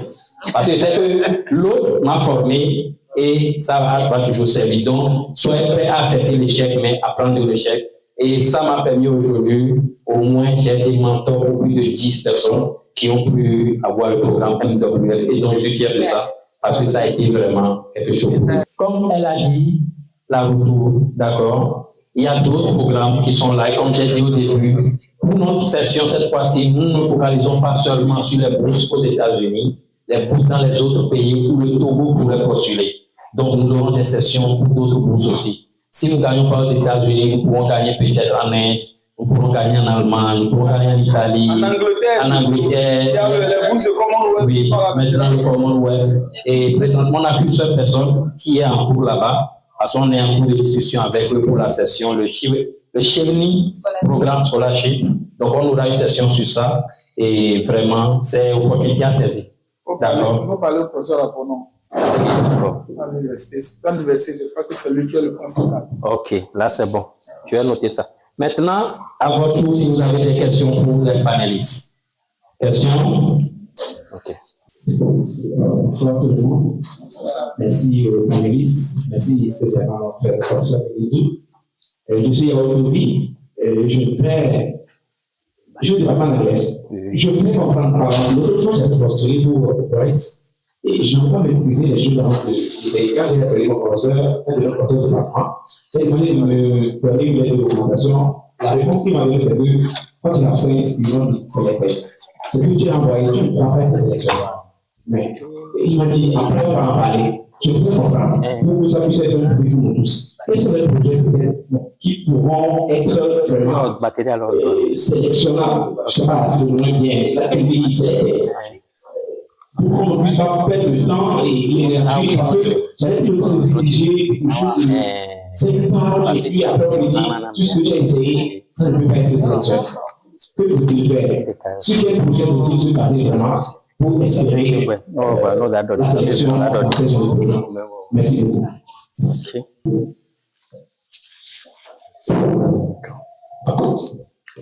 Je crois que je peux me lancer. Alors, pour répondre à la question de M. Doubi, en fait, vous savez, aujourd'hui, ce qui est plus valorisé, ce sont les domaines des STEM, science, technology, engineering, mathematics. Et la plupart des Fulbright juniors que moi je connais, ils sont de ces domaines-là. Ils sont dans le domaine de l'architecture, génie électrique, ainsi de suite. Et puis bon, certains sont dans le domaine du droit international, ainsi de suite. Mais la littérature, il y en a. Je ne peux pas dire qu'il n'y en a pas, mais franchement, c'est vraiment minime par rapport aux sciences, technologies, ingénierie et puis mathématiques. Donc, quand vous demandez quels sont les projets, je vais vous dire de vous retrouver dans ces projets-là qui traitent des questions de la technologie, de l'information, de l'ingénierie, ainsi de suite. Je ne peux pas dire que c'est ça seulement, mais la chance de ces côtés-là est plus avancée, surtout pour aller faire un master. Quand on suppose que c'est 2 ans, quand tu vas aller faire le master, tu reviens et tu es souvent professionnel. Ce n'est pas, quand il t'a dit, je ne sais pas pourquoi, mais la plupart du temps, être étudiant et aller en même temps, c'est difficile. Quand tu es étudiant, tu as une licence là. Il faut faire quelque chose. Il faut travailler et avoir au moins 2 ans d'expérience avant de postuler pour pouvoir espérer être retenu. Maintenant, quand vous avez le doctorat, là, c'est le post-doc. Vous avez déjà... Bon, vous pouvez aussi aller faire le doctorat, mais depuis un long moment, l'ambassade ici au Togo ne donne plus de bourse pour que les gens aillent faire le doctorat. Je ne sais pas pourquoi, mais eux-mêmes, ils ont certainement des raisons. Maintenant, pour le post-doc, vous avez déjà le doctorat. Là, j'ai vu la plupart les littératures, les autres domaines connaissent. Parce que là, tu as déjà un projet, tu as déjà docteur, tu as déjà soutenu une thèse. Et tu vas pour faire des recherches, pour pouvoir publier des articles dans ton domaine qui apportent des solutions. Donc, voilà un peu ce que je peux dire par rapport à la question concernant les projets qui peuvent être sélectionnés. Merci. Je ne sais pas si les autres membres aussi ont quelque chose à dire par rapport à la question. Vous savez aller. Ok, c'est bon. Au niveau des panélistes, quelqu'un d'autre veut tenter une réponse?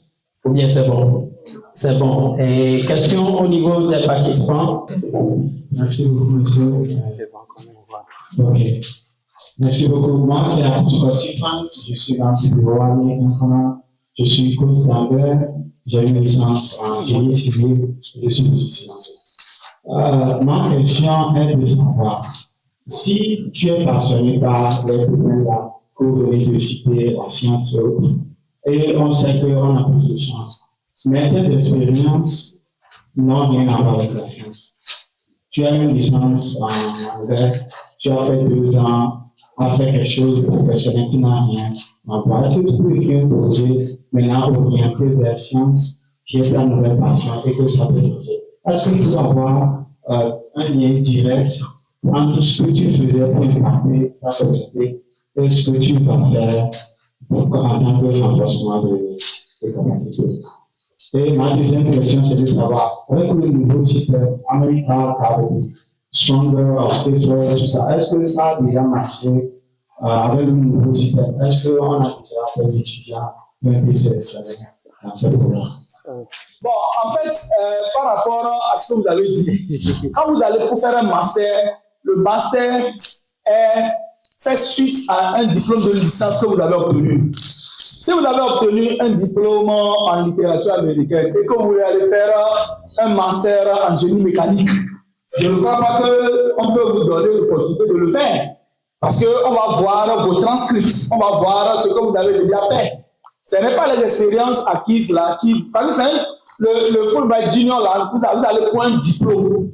Le SUSI, ce n'est pas un diplôme. Mandela Washington Fellow, ce n'est pas un diplôme que vous allez faire. Vous allez pour un programme et avoir un certificat, une attestation. Vous avez compris, non? Mais pour le Fulbright, vous allez pour un master.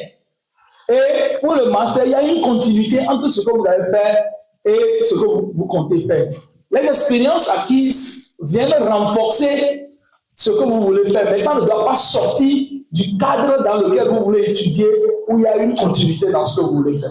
Vous avez compris, non? Par exemple, tu ne peux pas faire génie civil et tu vas dire que tu vas aller faire littérature africaine ou bien américaine. C'est un exemple, hein? Je ne veux pas dire que c'est impossible, même si tu as appris des choses après, à moins que tu donnes une preuve que tu as une équivalence d'un diplôme qui te donne la licence dans tel domaine où tu veux conduire et il y a une logique dedans.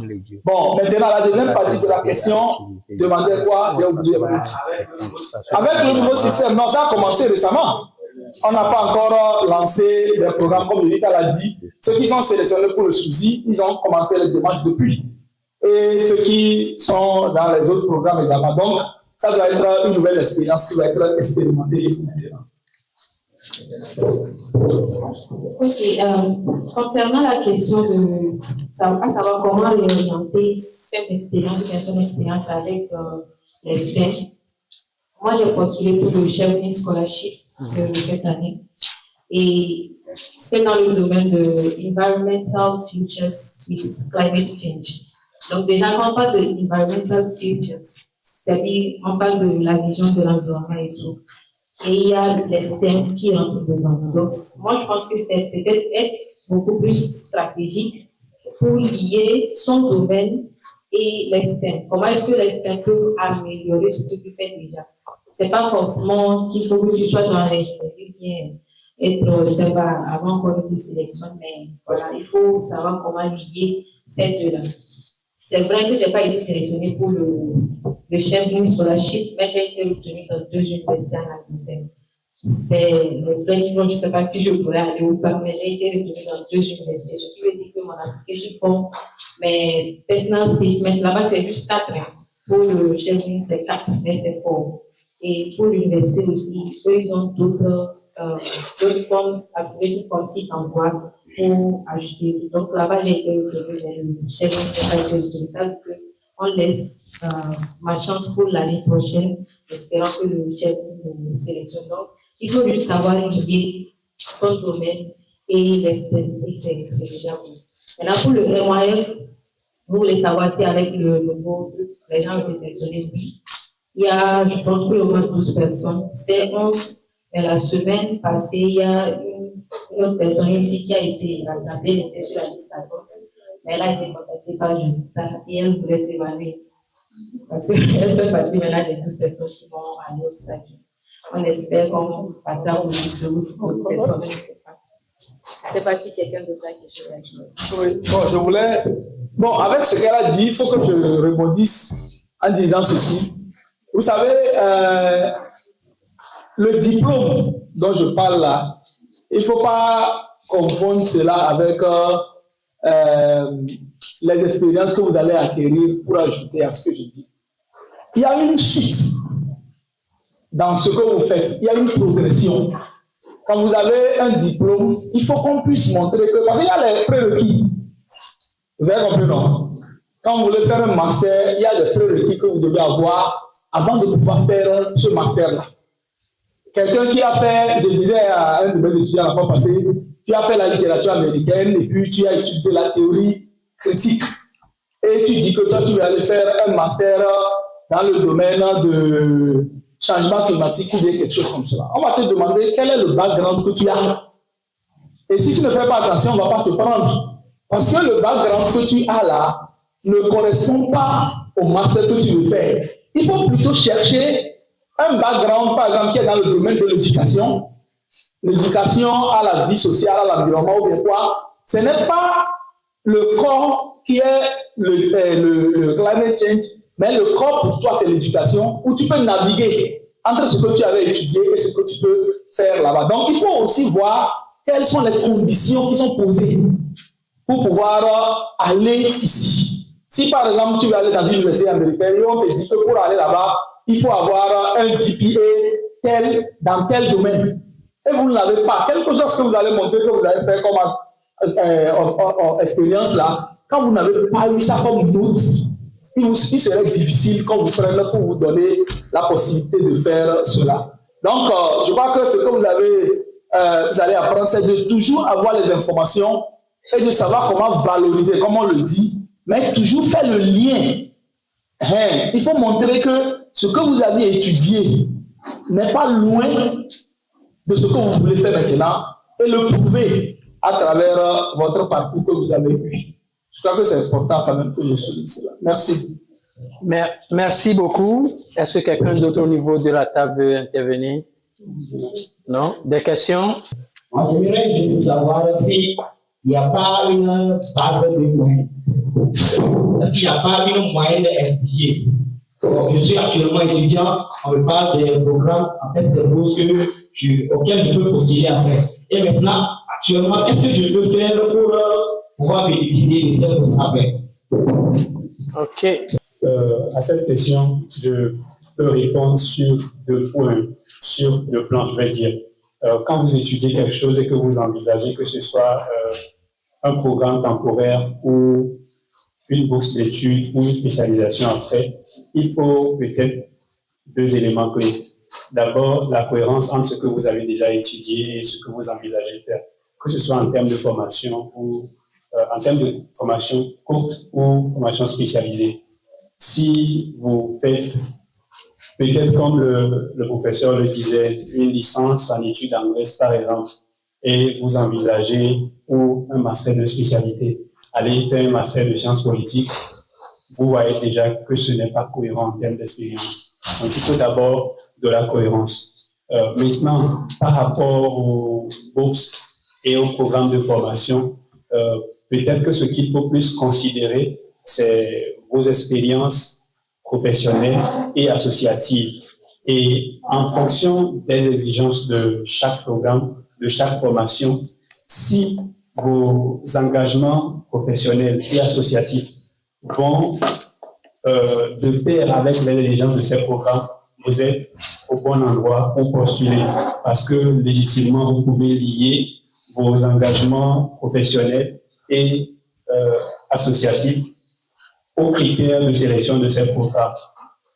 Maintenant, quand il s'agira des bourses académiques, qu'est-ce qui peut jouer comme second élément? C'est l'excellence. Vous le savez très bien que peu importe ce que vous fassiez maintenant, que ce soit un master ici à Lomé ou au Togo, on exige peut-être pour la sélection 12 de moyenne.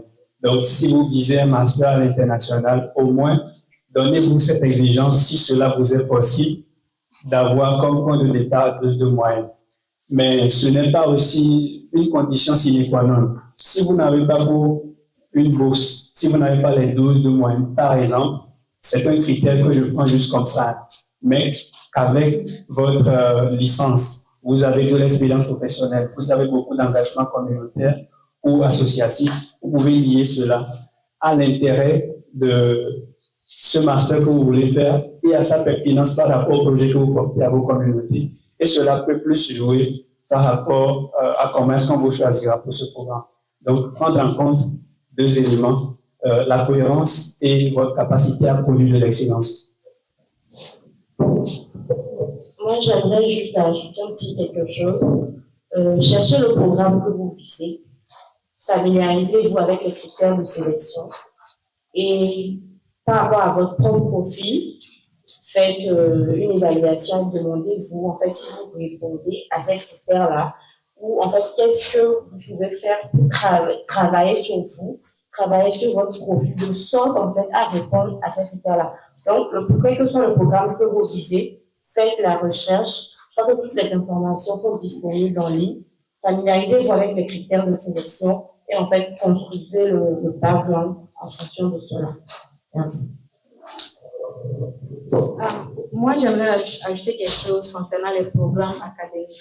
Si ça serait peut-être dans les pays anglophones, il faut déjà chercher à faire un test TOEFL parce qu'on ne peut pas se sélectionner si. En tout cas, il y a des universités qui insistent même sur ça. Et il y a des points différents, ça dépend de chaque université. D'autres vont peut-être demander 75, d'autres vont demander 80, 90, ça dépend. Et comme la sœur l'a dit, il faut lire les critères avant de savoir comment faire. Et c'est vrai que le test TOEFL est un peu cher, mais vous pouvez quand même commencer avec Duolingo. C'est vrai que les gens minimisent ça, mais c'est vraiment quelque chose de grand. Il y a aussi les tests qui sont reconnus par l'université. Donc, vous pouvez commencer avec ce test-là, le test de Duolingo. Je pense que c'est $70 en fait.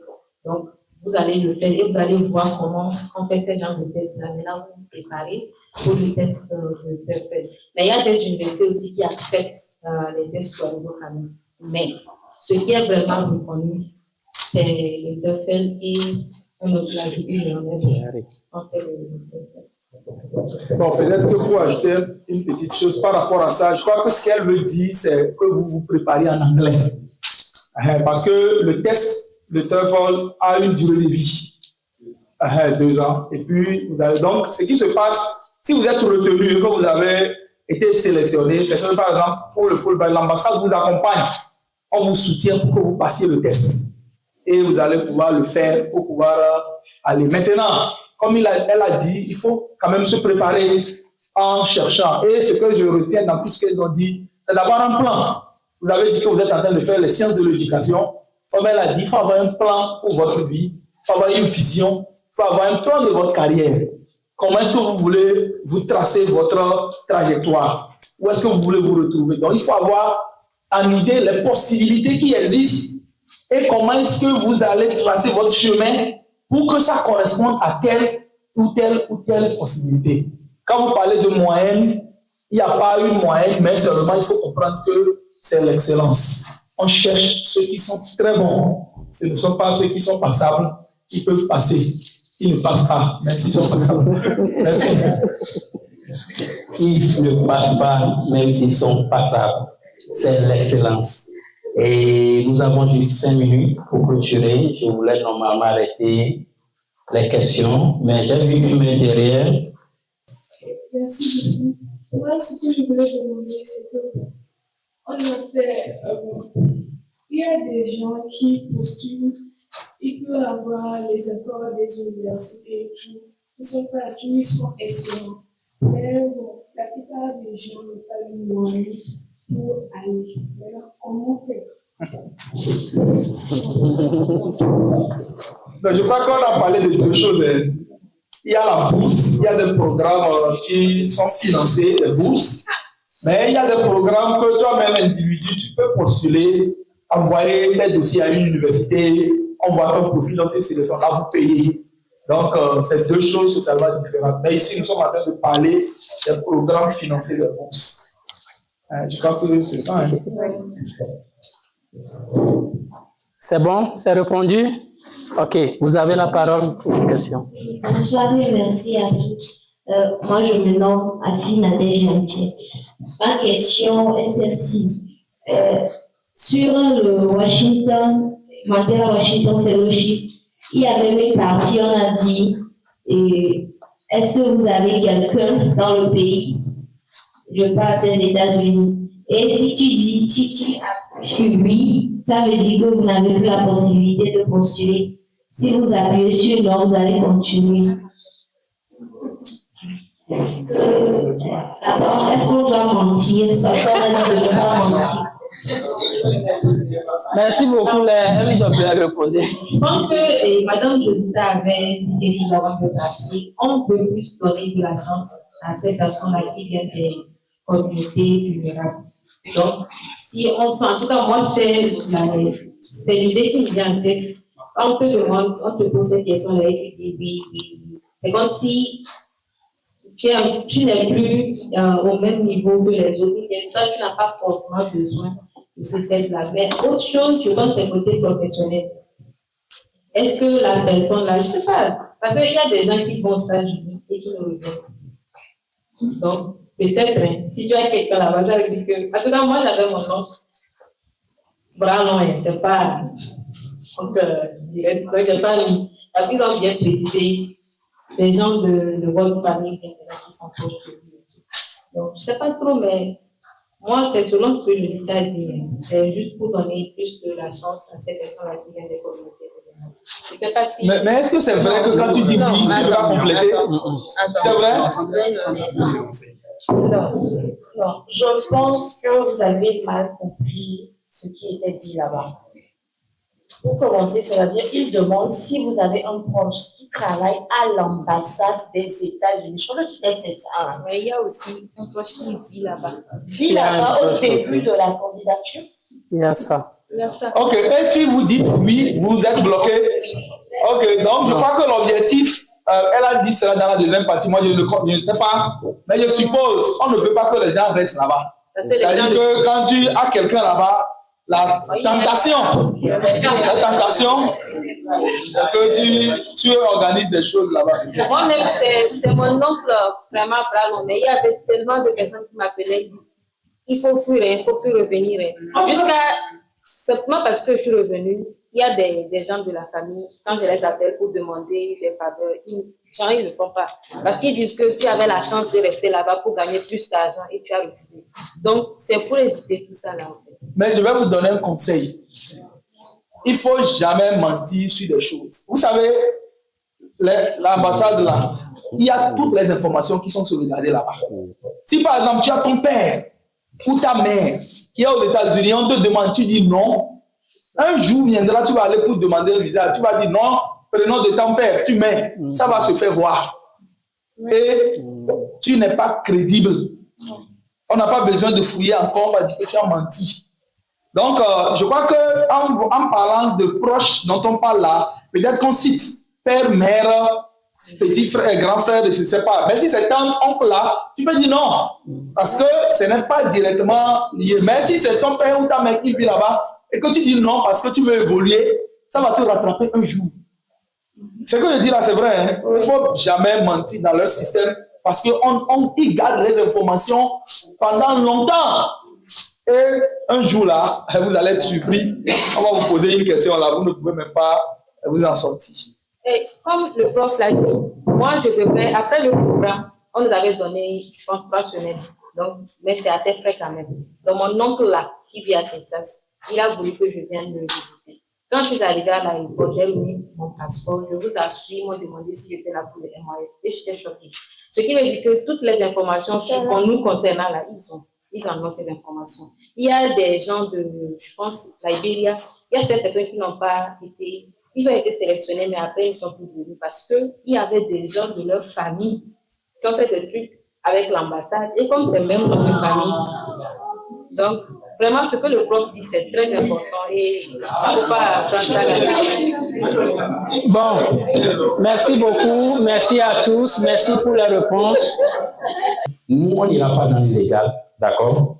Nous, on est là pour montrer les chemins qui sont vraiment les chemins qu'il faut pour que demain, peu importe ce qui arrive, vous, rien de ça ne serait derrière vous, d'accord? Mais comme elle a dit, on va aller vers l'information, on va vous revenir pour s'assurer s'il y a cette question et le pourquoi. Et sur ce, nous allons remercier nos panélistes et merci beaucoup pour vos témoignages inspirants. Et nous espérons que vous, les participants, vous repartez mieux informés et motivés. Je passe par ce canal. OK. Je passe par ce canal pour vous informer aussi que nous avons des alumnes qui font des formations dans le domaine de l'anglais. Comme on a dit pour tous ces programmes-là, il faut avoir un bagage dans l'anglais, de la langue anglaise, Donc, nous avons dans la salle un de nos doyens qui s'appelle Raph Lassissi. L'homme a plusieurs casquettes. S'il est là, il n'a qu'à lever la main. Il est derrière. Oui, c'est quelqu'un qui va vous séduire avec sa voix et plus dans la langue anglaise. Donc, sur ce, je vais lui laisser le micro pour qu'il nous séduise un peu. Sûrement qu'il a quelque chose à dire. C'est séducteur, hein? Tu peux mélanger les débats en anglais d'abord. Comme ça. Ils sont trop jolis, tout ça. All right. I think the microphone is Today. It's a pleasure to be here today, and I am really fascinated to see all of you here for information, the right information, because if you don't have it, you can't apply and be selected. So, congratulations to all of you. Donc, je vais m'arrêter là. Ce que je voulais dire comme rapport, merci à JP, c'est qu'au-delà de ne pas être sélectionné, comme on le dit en donnant des mauvaises informations, c'est que vous barrez la voie à d'autres personnes. Parce qu'on a dit que les informations sont gardées pendant des années.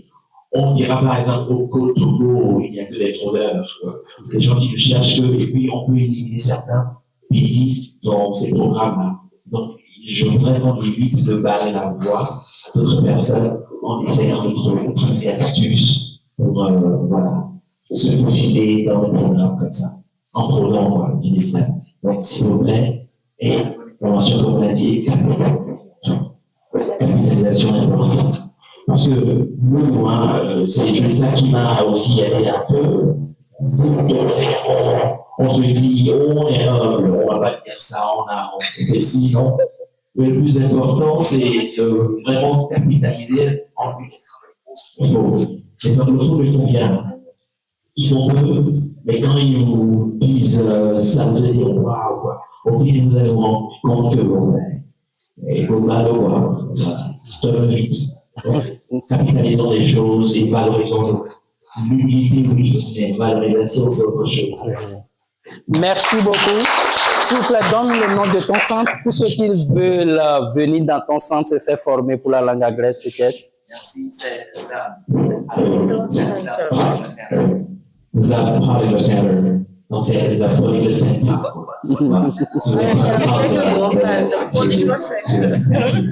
Ok.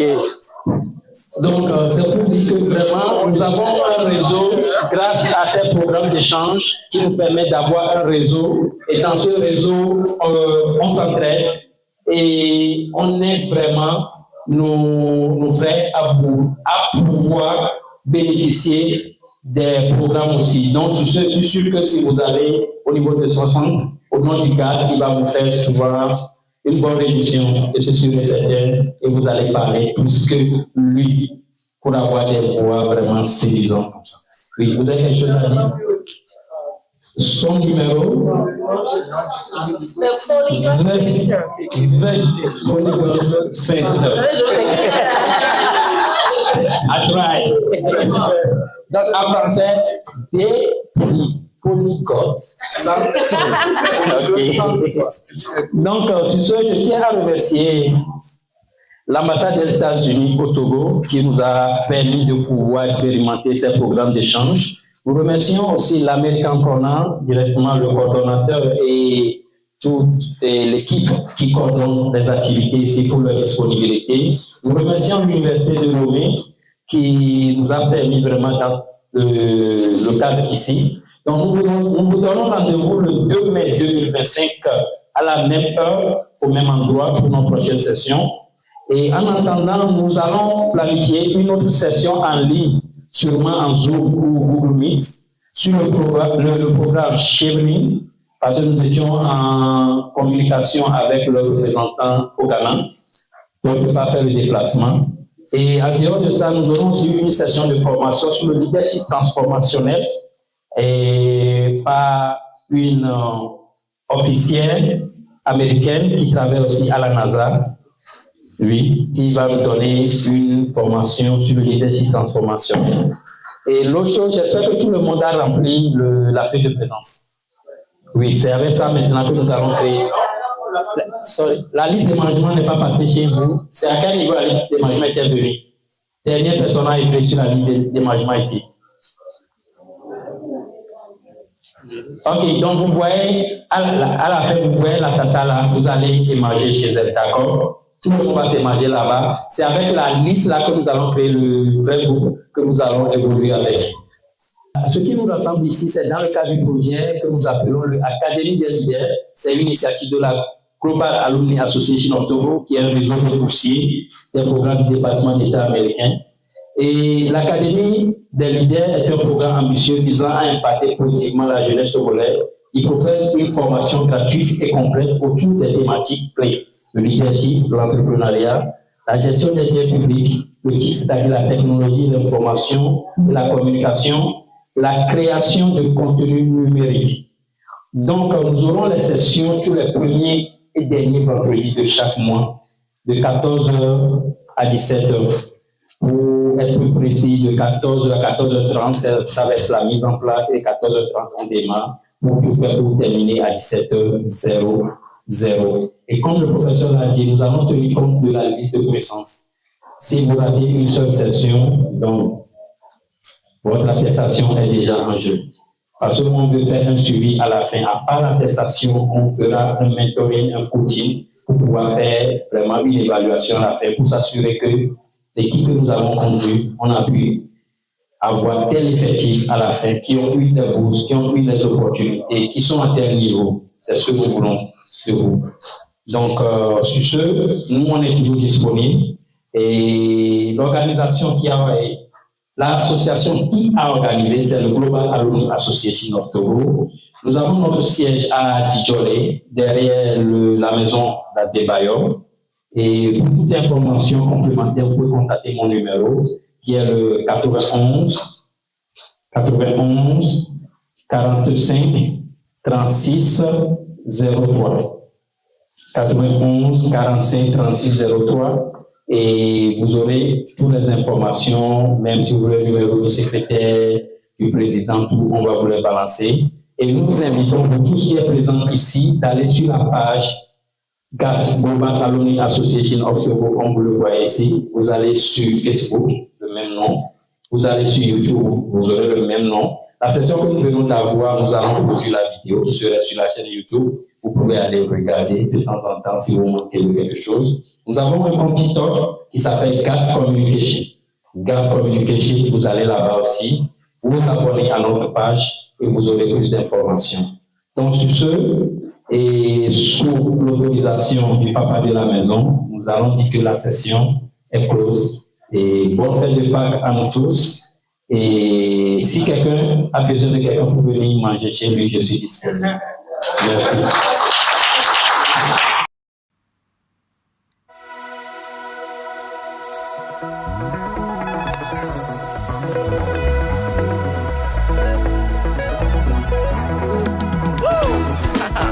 This is a song from Togo, yeah, come on. Yeah. Now when I leave you VMWs, Mr. Togo, pays de l'Afrique de l'Ouest, Mr. Togo, Togo pays de bête. Yali, oh Yali, VMWs, Yali.